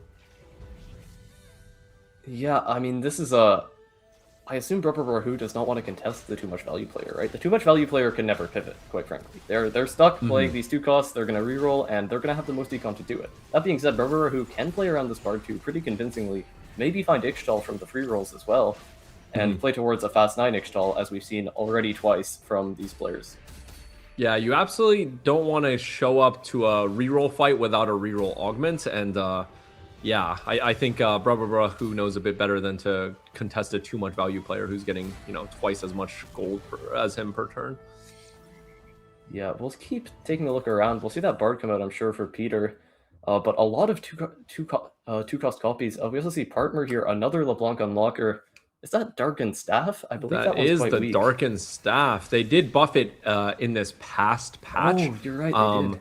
But I'm not sure how significant it is. Well, we'll see, honestly. Yet If they're able to keep streaking off it. Yeah, the but Invoker, of course, quite efficient with it. LeBlanc, very good early at killing off these units. We'll see if they're able to fight Spencer or Porkins here and deny them the 5 win. That's why Barbara quite weak. So yeah, getting a item augment here in the early game is really big when you only have one component. It really is. You have 2x components on everyone, so the Darkened Staff could be a good augment choice just because it gives you so much tempo if he thinks he can win these rounds, which pulling together a 3 streak and 40 gold, it looks pretty good for a partner, but I wonder about his stage 3 if it's going to be enough. Yeah, of course, Partner was in that middle of the pack chunk of the people with either 8 or 9 points, right? So he needs a big top 2 to pull into that top quarter, go for that $200 or $300 prize at the top. but a single bot forward could send them all the way to the bottom here, right? So we'll see how that goes. Yeah, it's going to be interesting how the middle of the pack plays it. If they go for broke here and try to play some risky comps that could go 8th, but have a really high win chance, it's going to be really interesting to see how the middle of the pack plays and how that plays with the top 3 who are really vying for it between Keens, Spencer, and Vancel, who are all 3 neck and neck at 12 and 11 points together. So it's going to be a very, very interesting game from a dynamic standpoint, from a tournament dynamic standpoint, rather. LeBlanc 2, Scion 1 for Spencer, but with 3 items on the Scion. Keep in mind, these emblems are basically items, right? You mentioned the tempo from that Darkened Staff. Well, how about basically a Warmogs from Freljord emblem? Quick Striker, obviously not ideal on Scion, but still gonna give him some healing. So we'll see where these items end up, and if this is enough for Spencer to win out against this other LeBlanc player in Partner. Porkwings also goes to level 6 here, competing for that 100 streak. We do see the head-to-head LeBlanc fight I was discussing, though. We'll see which one is stronger here, either the 3-item Shen or the 2-item LeBlanc. Yeah, I think it's pretty interesting. Spencer decided to keep, he removed it from the Scion but to the Shen 2 to make strongest board, but he decided to keep the Quick Striker spat despite it not having any value on his board. It does do some healing here. We'll see it heal again here. Yeah, as the unit goes down, it does give 15% max health healing, and it looks like the Shen is doing crazy work with it. That is a fast Shen, just running up to every target. Yeah, it's pretty interesting. I wonder what his plan is with the Quick Striker emblem, or if he just thinks it's too good, because 2 Quick Striker is very easy to fit on your board and very, very effective for your entire board. Yeah, he could level here, right? He could level, still make 30, play this Viego, and get 15% attack speed team-wide. Does he need to level? Porkwings is very strong, so this is for the 5 streak potentially. We can hop over, see what he's up against if he does pull that fight. Pulls 4 Bruiser for now. I wonder if he sneaks in a level. Oh, Porkwings looks almost unbeatable with a Belveth as well on the bench. Yeah, fights Barbar, who we see a race to the bottom as well with these full openers on stage 2. Despite the full econ, people are still greeting for these loss streaks. Peter could be doing it for his quest, though. We can take a look. Yeah, lose 3 in a row. Peter could get sacked on next stage even, given how committed it looks like some of these players were to losing. Yeah, I think this is a Riot Games classic where the lose streakers don't play each other and the win streakers don't play each other. So there's going to be even more gold, even more gold in this lobby than we thought. Oh, this is going to be very interesting to watch, as every single player will have so much agency to work with. But it doesn't matter what you do if the other player does something better at the end of the day. So Spencer here, I could imagine him going for a bit of a Rise board as well. Sorry. Yeah, Big Fish opting towards a Yordle mid-game. Could be Veigar here most likely, right? The 3 rods. It looks like they're going to try to unlock Veigar by 3-5 and go for that rod on Carousel. So that's kind of where the inting is going. I'm not sure if they want to int anymore. This is a really important neutrals for Big Fish. Given how rich you are, you can skip straight to 7 on 3-2, unlock the Veigar, but only if you get dropped a rod here. So we'll see if that's the high roll that comes out or not, because that's a huge swing for this spot. Will it be... Wow, he does. They get it, and a Bramble Vest, and they're half Void, half Spark. This is really, really good. Yeah, of course. Normally that 7 on 3-2 is heavily gated by a 2-1 econ, which makes it really hard because your 2-1 often needs to be a rod augment, right? But given this lobby is just getting infinite money for free from the portal and from neutrals, it's going to be really easy to unlock Veigar without griefing econ here. Would you level here? I think on the loss streak, you're okay waiting 1, especially given you need to go 8 and hit the Veigar 2 on 4-1. Absolutely. It's a little too risky, I suspect. Yeah, and with Augment coming up, you can make a better decision as well. So I totally agree with that. And 1v9 Peter looks like he's going to get his 3 loss, but we have to be asking at some point, when are we going to be saving our HP? It's a little unclear to me. Yeah, but is this Peter's 3rd or 2nd loss? I believe this is going to be his 3rd loss in a row. So this could be big for him. Yeah, this is an insane number of stacks to have this early in the game then. So he can start winning pretty quickly by rolling, right? Given he probably has 15 rolls almost saved up at this point. At least 10, I suspect. Fire Sale here for Big Fish, definitely the most efficient econ augment in the whole game. Does he decide he needs econ? Yeah, he chooses that he needs combat here. He's super rich already. Second Wind has got to... Whoa. I feel like Second Wind is one of the best combats in the game, especially when you're 3-starring something. But decides for Band of Thieves for max tempo here. He does have a wants to 2-star win. Poppy to This put is a- that on. This is a win now take if there's ever been one, right? He says, I need to start Absolutely. winning. I won last round. If I can win this round, I can get Vagar, keep streak going. Peter does need to sack one more, it looks like, for the Ixchel. Gonna hide it, by the way, on bench. From any... I assume who would be the one to take him out. We can hop over there, see... Is he trying to outsack Peter here? I think Peter leveled and is okay with it. It looks like the board is not strong enough. Yeah. We see a TX game coming out here from Bro, it looks like. Yeah, it does fight Peter on the 6th loss. I wonder if Bro regrets not opening this round now, given he could have snapped Peter's streak, kept his loss streak, and denied, quite frankly, a player who's gunning to take him out at the top there, right? Mm-hmm. I mean, Bro who basically said, I don't care if Peter gets his Ixchel quest, I need to start winning, so... Yeah, he wonders if it's worth the HP. If you have Know Your Enemy or Future Sight or something crazy like that, maybe it's more worth, but decides it's not worth to lose infinite number of rounds, or not infinite, but an indiscriminate number of rounds for that. So, and Big Fish gets all 3 Yordles unlocked here. This is gonna be big for him. If he did opt for a Fire Sale here, I wonder if he could go 8 on 3-5, right? And it sounds a little silly to be 8-0 gold on 3-5, but it is not when you're playing this Yordle trade. 8 Yordle just gives you enough gold that it's worth it to be literally exactly 0 gold regardless. So. Peter sending it down. We'll take a look at the quest here. I believe Twin Guardians is also quite efficient. Yeah, finds a 2-star Milio quest, immediately finds a 2-star Milio, but the health is very, very thin already. He needs to win every round this stage. He's going to be against level 7 opponents the entire time. Porkwings and Meta Spencer have not played each other once still, so the race to the top is still going there. We'll definitely have to see how that pans out, but Keynes does look like he's kind of in the Yordles to Riggs line, is kind of where I see it being Ziggs Peter and Rise. Peter has so many stacks, but so little HP. Yeah. Porkins does lose the streak to Spencer, though. Spencer looking pretty insane. Pulled out second win there with that triple item front line. Another pan on Carousel here that could juice a player to an insanely high cap mid-game at least. Yeah, we'll see. I don't think we had any Demacia players this game for that Rod Lux, but someone's going to take that spat and make something out of it, I'm sure. Does go to partner in, I believe, Shadow Isles. Or was that? I think Porkwings was Shadow Isles. I think they were in LeBlanc Darkened Staff, so not sure where that is going exactly, but we'll have to see. Yeah, a lot of good uses in that line. Oh, it's like it's going to a Fawn, which is one of the better purposes of a spat, let me tell you. It's looking pretty good for them to be able to jam that in. And on Scuttle Puddle, where you get extra resources, you'll have the gold to fill your board, and you'll have extra items. So this isn't a complete loss as well. So this is really, really good. And I think AP fits a lot of good emblems between Bruiser Emblem, Jug Emblem, Freljord Emblem. I think AP fills in a lot of good possibilities here. So that's really, really good for partner. Will they pull this round out? Again, fighting lobby leader Spencer here. With that 2-star frontline, 3 items on the Shen still. LeBlanc 2 has 2 items as well now. I see why Spencer kept the streak so long, and it looks like it's going to keep going this round as well. Yeah, I'm not sure if the Fawn is big enough right now, but I think the Fawn will be a lot better as we go later into the game for sure. So as we take a look at the standings again, we see Spencer up there near the top. I believe Spencer can put up an insane performance this game, and as long as Spencer wins the game and Keynes does not go second, Spencer will win the tournament. So Spencer has a lot of agency, a lot of gold, and a lot of health to work with. We'll see how that works out for him with that double emblem line.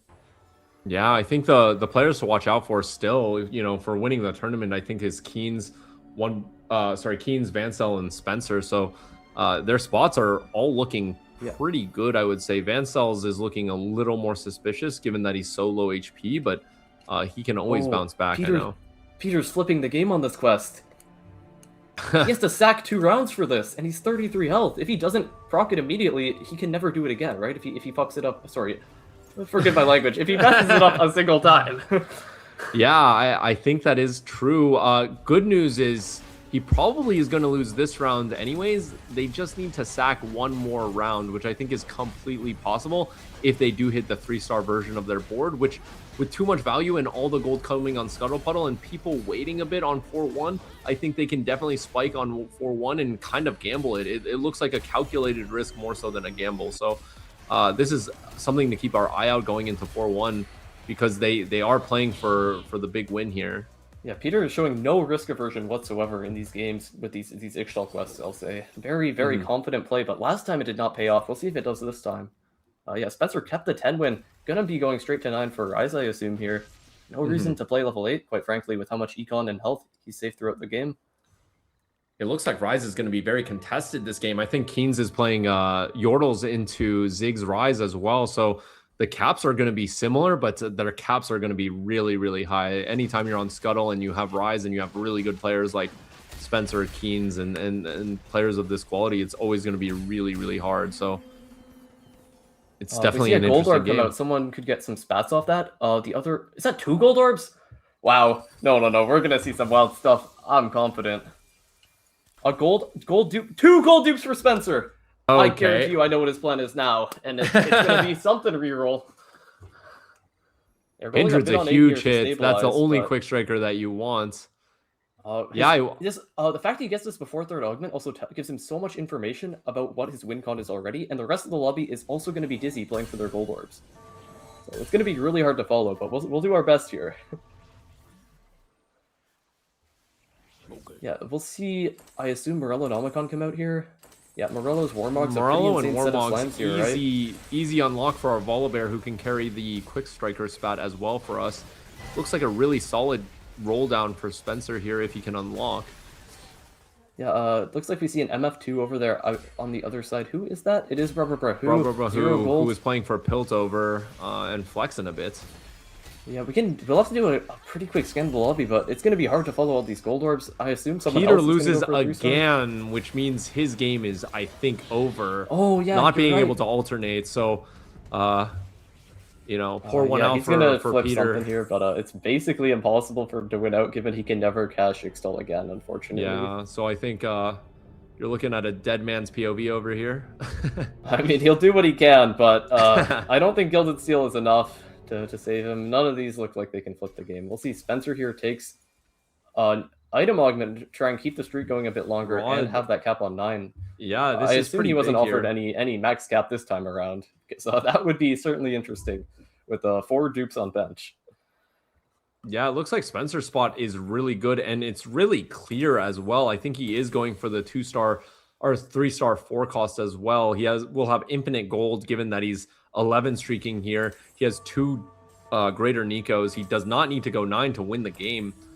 He can do it right here and right now if he finds an uncontested 4 cost. But it does look like someone else is in that Freljord AP line with Seraphine, Lysandra, and Brahms being held. I see 3 right now on this screen. Yeah, 2 on so maybe he does need to go 9 if he scouts around and kind of sees his win con. I think they might need to go 9 here.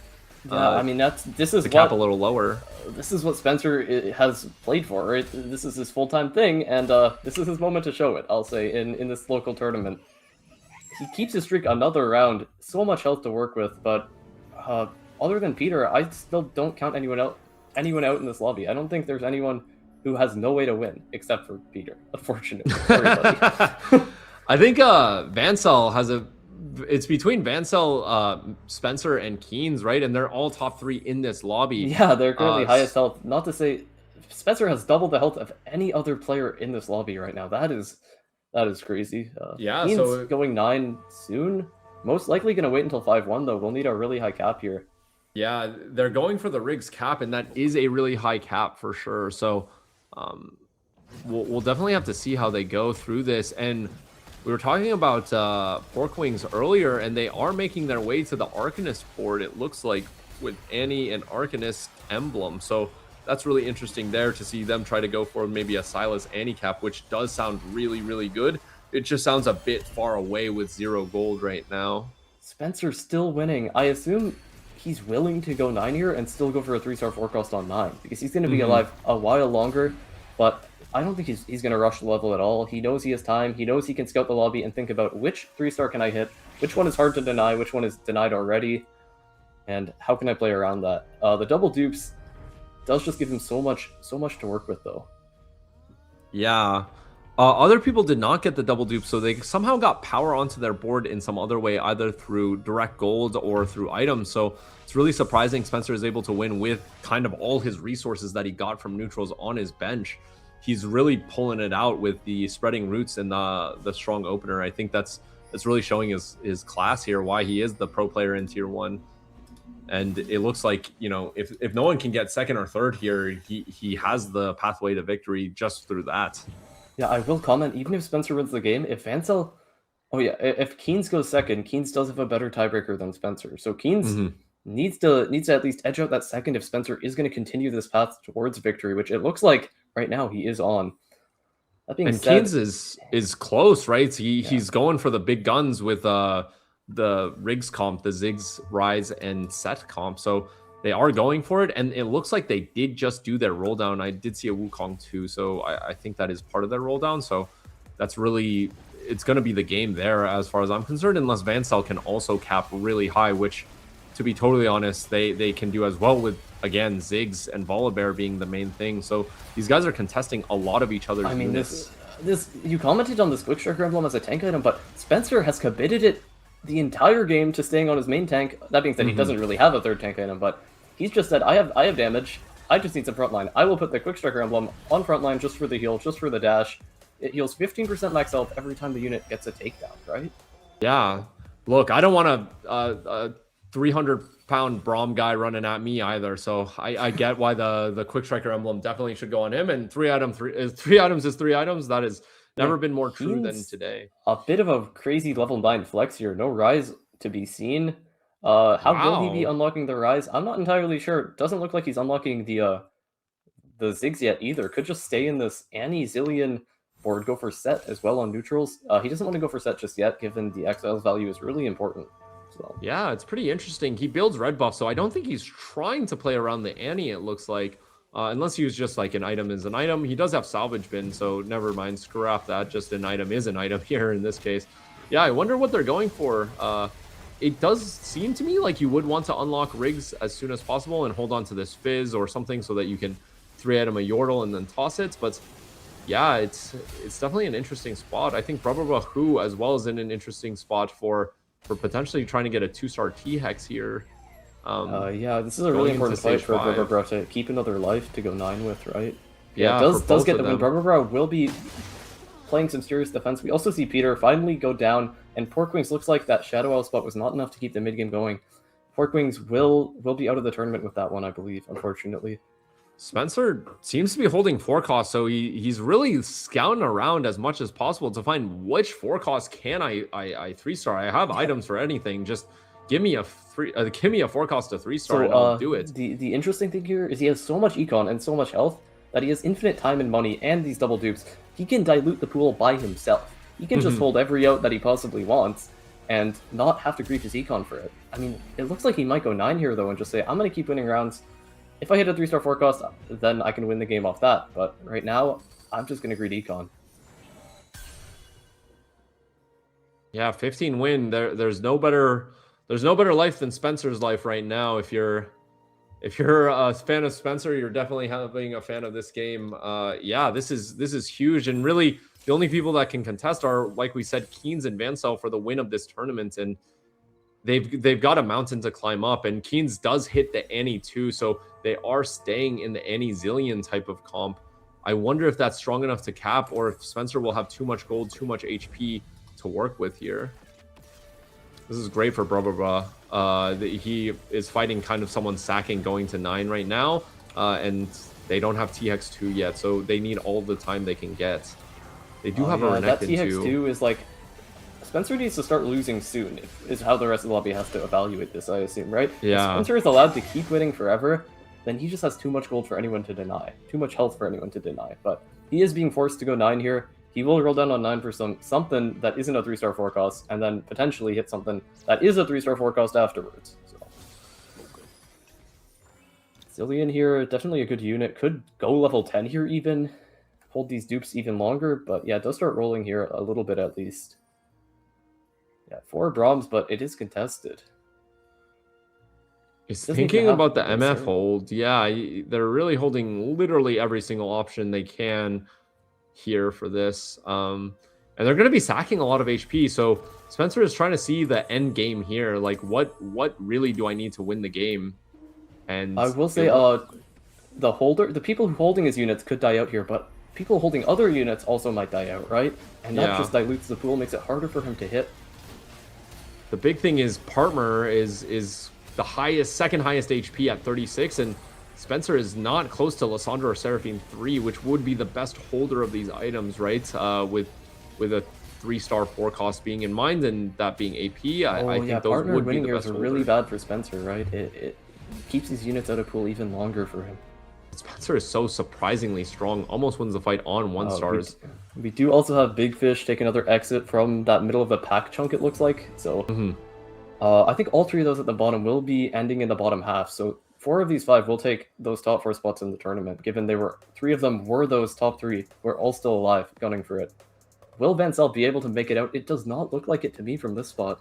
It does not look like it to me, but Vancel has had a really good run. That being said, top 3 entering this, and yeah, I think they have had a good performance, but it looks like it's just not going to be enough here. Going into Spencer is the best possible thing they could ask for, though. He is not spending upwards of 100 gold on his bench and in value, so maybe they can survive one more round. Yeah, Vancel would still love to scrape out every placement possible, and Spencer, as you mentioned, not that strong. Vancel is able to take this round. Again, Spencer's board is not actually good, is the thing at this point. He has not gotten considerably stronger since 4-1, and his only considerable upgrade, other than some 2-star 5 costs, is going to be that 3-star 4 cost, which everyone in this lobby will try and deny to their very best of their abilities. Yeah, will Spencer kind of bleed out here? Will he have enough gold to hit what he wants to hit? He's been playing it very patiently. He saved all that HP, 15 rounds straight wins, but now he's at 53 HP after 3 losses in stage 5. He only has 3 more rounds to lose before he's 1 life, so that's a really, really big deal. And I'm not even sure if it's 3 more rounds. Yeah. Keen's gonna keep looking for a way to win out. Keen's might be the strongest, right? Given that Keen's right now, I think, has one of the strongest boards with Annie 2, Tibbers 2. I think we might be seeing a Zillion 2. So if Spencer doesn't convert his board into board strength, I'm not sure he actually can win the game between him and Keen's. Spencer, of course, preying on the downfall of Partner here, so Spencer can find those Brahms. But yeah, Keen's insane item quality on the front line, it looks like, finds a 3-item set build as well. Yeah, using that salvage bin to ensure that he has the highest cap he possibly could find here. But we do see how many copies exactly? Is that 5 Brahms, 5 Garens as well. So 2 off of both of those. Also holding Lux, but again, everyone is dying. These units are getting sent back to pool, and everyone staying alive is also trying to play defense. He did hit his 2-star 4 cost finally. He did decide, hey, I need to win some rounds. My board isn't that bad if I actually invest into it. And does invest enough into it, but is it enough to beat Keen's? I'm not sure. Keen's is strong, but Annie 2 is like taking hold the line as Annie melts the board. It's very close. The Tibber's still alive, though. Just enough for Spencer. Saves a life here. A big win for him. Vancel does bleed out to the 5th. There goes our chatters. So unlucky. But that should secure Vancel a spot in the top 4 of this tournament, which is in itself very impressive, I'll say, against this strength of schedule. Absolutely. I'm wondering for Spencer if he overcomplicated his game plan, went for a contested 4-line comp instead of going for something like Rise Volley here and just having a really strong board that does cap out. But you can't blame Spencer for trying to have the highest cap. He just saw success with 3-star 4 costs, but I wonder if it's enough going into this one when he's playing against Set 2 and Annie 2 and Shyvana 2 potentially. But honestly, his board looks very, very strong, and he has 2 win conditions going here. And wow, Barbara, who still doesn't have no TX2, but has a Renekton 2, which is very, very good. This is a real board. Oh, we see Barbara also found the Braum to himself, so that's going to be super hard for Spencer to hit, given 2 people in the lobby are holding some. Yeah. Looks like this T-Hex is strong enough. Yeah, T-Hex versus Freljord. This has been a classic. You just see the T-Hex find the lineup and hit every single unit it possibly could. Spencer is really preying on Partner's downfall, but I don't know if it's enough with the Braum 2 on the other board, like you said, on the T-Hex board. I don't know if it's enough, but yeah, I mean, he he's gonna hold does gold have here. significant upgrades here. I will say these are very, very significant upgrades and a Xerath too. So it depends what he thinks his win con is, if he can win standard or if he has to go kind of crazy here with a 3-star 4 cost that everyone, I think, at this point is keenly aware of. Yeah, I mean, again, we could end up at that big fish scenario of he might hit, but the rest of the lobby is also insanely high cap, and the 3-star forecast is not a guaranteed win. And that already looks like the scenario wherein if TX2 gets it, I'll say. Of course, that unit being effectively a 7 cost. Yeah, we'll see 2 more items come out here, but he's out of good units to itemize, and these are just going to be excess tank items for Garen, I assume. Yeah, I'm really surprised. I would have at least held the Xerath. I think Xerath 2 in itself is an absolute beast and only costs a few more gold than Seraphine, to be honest, once we sell her. So I'm a bit surprised there, to be totally honest. But I mean, he's Spencer is clear on his Garen vision. Out, this Lysandra out, and I promise you, if he kills partner this turn, which is all he's hoping to do, he can send and hopefully hit something. Remember, who does find the TX2 on streak though, streaked whole stage with TX1. So that's going to be his main competition, it looks like, if Keynes isn't able to pull it together. Can Spencer win with all this gold being stored up, though? He's the one who needs to kill Partner, is kind of the big thing, because he's 38 committed HP. to winning, right? Partner, 2-star Zillion in the backline, 2-star Tarek with the D-Claw, and Partner Spencer's is still all holding in. 2 gold orbs on bench. Yeah, 2 gold orbs and about a second house on bench, to be honest, with how much gold he's holding. So yeah, Keynes lost and bled out here, so Keynes will not be winning the event. I wonder, has Spencer won already? It looks like the standings give him a good chance of it, right? Yeah, between him and Vancels, I actually don't think he needs to do anything crazy here. I think he is going to go for the style points, though. He needs I believe he needs a top 2 to beat Keynes. So he needs a top 2. He will win this event. Yeah, he's 1 off of Lux. He's really going to dig for it. Finds it. We do have a Lux 3. And that's just got to go over anything. Doesn't really matter at this point. And it's not even has Arcanist on that Lux. Is this going to beat a T-Hex too? I mean, the thing is, partner should be dead to remember who's T-Hex 2 on the other fight. I think he messed up his items, but I think he's going to fix it later. Surely Adaptive isn't on here. Yeah, so if partner dies here, I believe who does not win the event, but Spencer instead will be winning the tournament off that death. Yeah, that's going to be crazy. We're going to have to do math to figure out how the rest of the standings look, but it does look like Spencer with his 15 streak, bleeding out slowly, eking out wins versus T-Hex, not even yet. But it looks like Spencer is going to be the one to pull it out for the tournament win. Despite losing with the he still has 56 gold, so that gives you a sense of how much he was greeting and how he was playing this game. He was always going for first here. He's quite frankly, he's thankful Rubberbuck can kill partner there. If partner lives there, he has to be sweating here. He could go third. He could lose the tournament. Absolutely. 2 Keynes. But no, he has won the event. Congrats to Spencer. We'll see if Rubberbuck can pull out another placement here, though, against the Lux 3. Could win him some more prize money as well. Yeah, Rubberbuck can slip all the way to 2nd place, I believe, with the first here, so... Man, these boards we saw at the end were so good. Just everyone's board was so good throughout the game. It's just, man, when you're playing against such hard competition, I think in ranks, all these guys would have just dominated their rank game for sure. But yeah, how many times do you guys see a Lux 3 lose a lobby? Not very often, but it just happened here. Yeah, right now. I mean, TX we saw still Willump 3 lose a lobby as well. 2nd. And congratulations to Spencer. What a huge win for Spencer. And I mean, everyone played really, really great. I think this was a great showcase of the Vancouver talent in TFT. And yeah, we can go over the scores as well and talk about that. Yeah. We should see Spencer alone at the top there with 18. We do. Congrats to Spencer on that win. Keynes takes that 2nd place off tiebreaker from who Keynes was the highest seeded player going into the day. Who, another regionals level player competing with Spencer, did take that 3rd place, tied for 2nd. And Vancel slips into top 4. At least Jack can be happy about that. He went in the top half today against an insanely strong schedule. Yeah, absolutely. I mean, Spencer is showing why he is a pro. He is a pro's pro at the end of the day. He really pulled it out, even though with a rough start. I think he started with a 6th, right? It wasn't going that good for him, but he definitely pulled it back together with a first and a second. And this lobby was just so competitive throughout. You saw how close everything was. We really didn't know anything until the last game. We kind of had suspicions, but we really didn't know anything going into the last game. So what a crazy competitive tournament. And I think all the competitors should be really proud, even to get into the final lobby. And from what I saw, people were playing great boards. It's just when you're against some of the best in the world, you're playing against even better boards. And so yeah, they played really, really well. So I mean, tips. we gotta pass it on to some other titles, but I would like to thank all the players who came out today. It was an incredible showcase of Vancouver talent, and it's so cool to see like all these local players go up against each other, and you see just how good like Vancouver is in the TFT scene.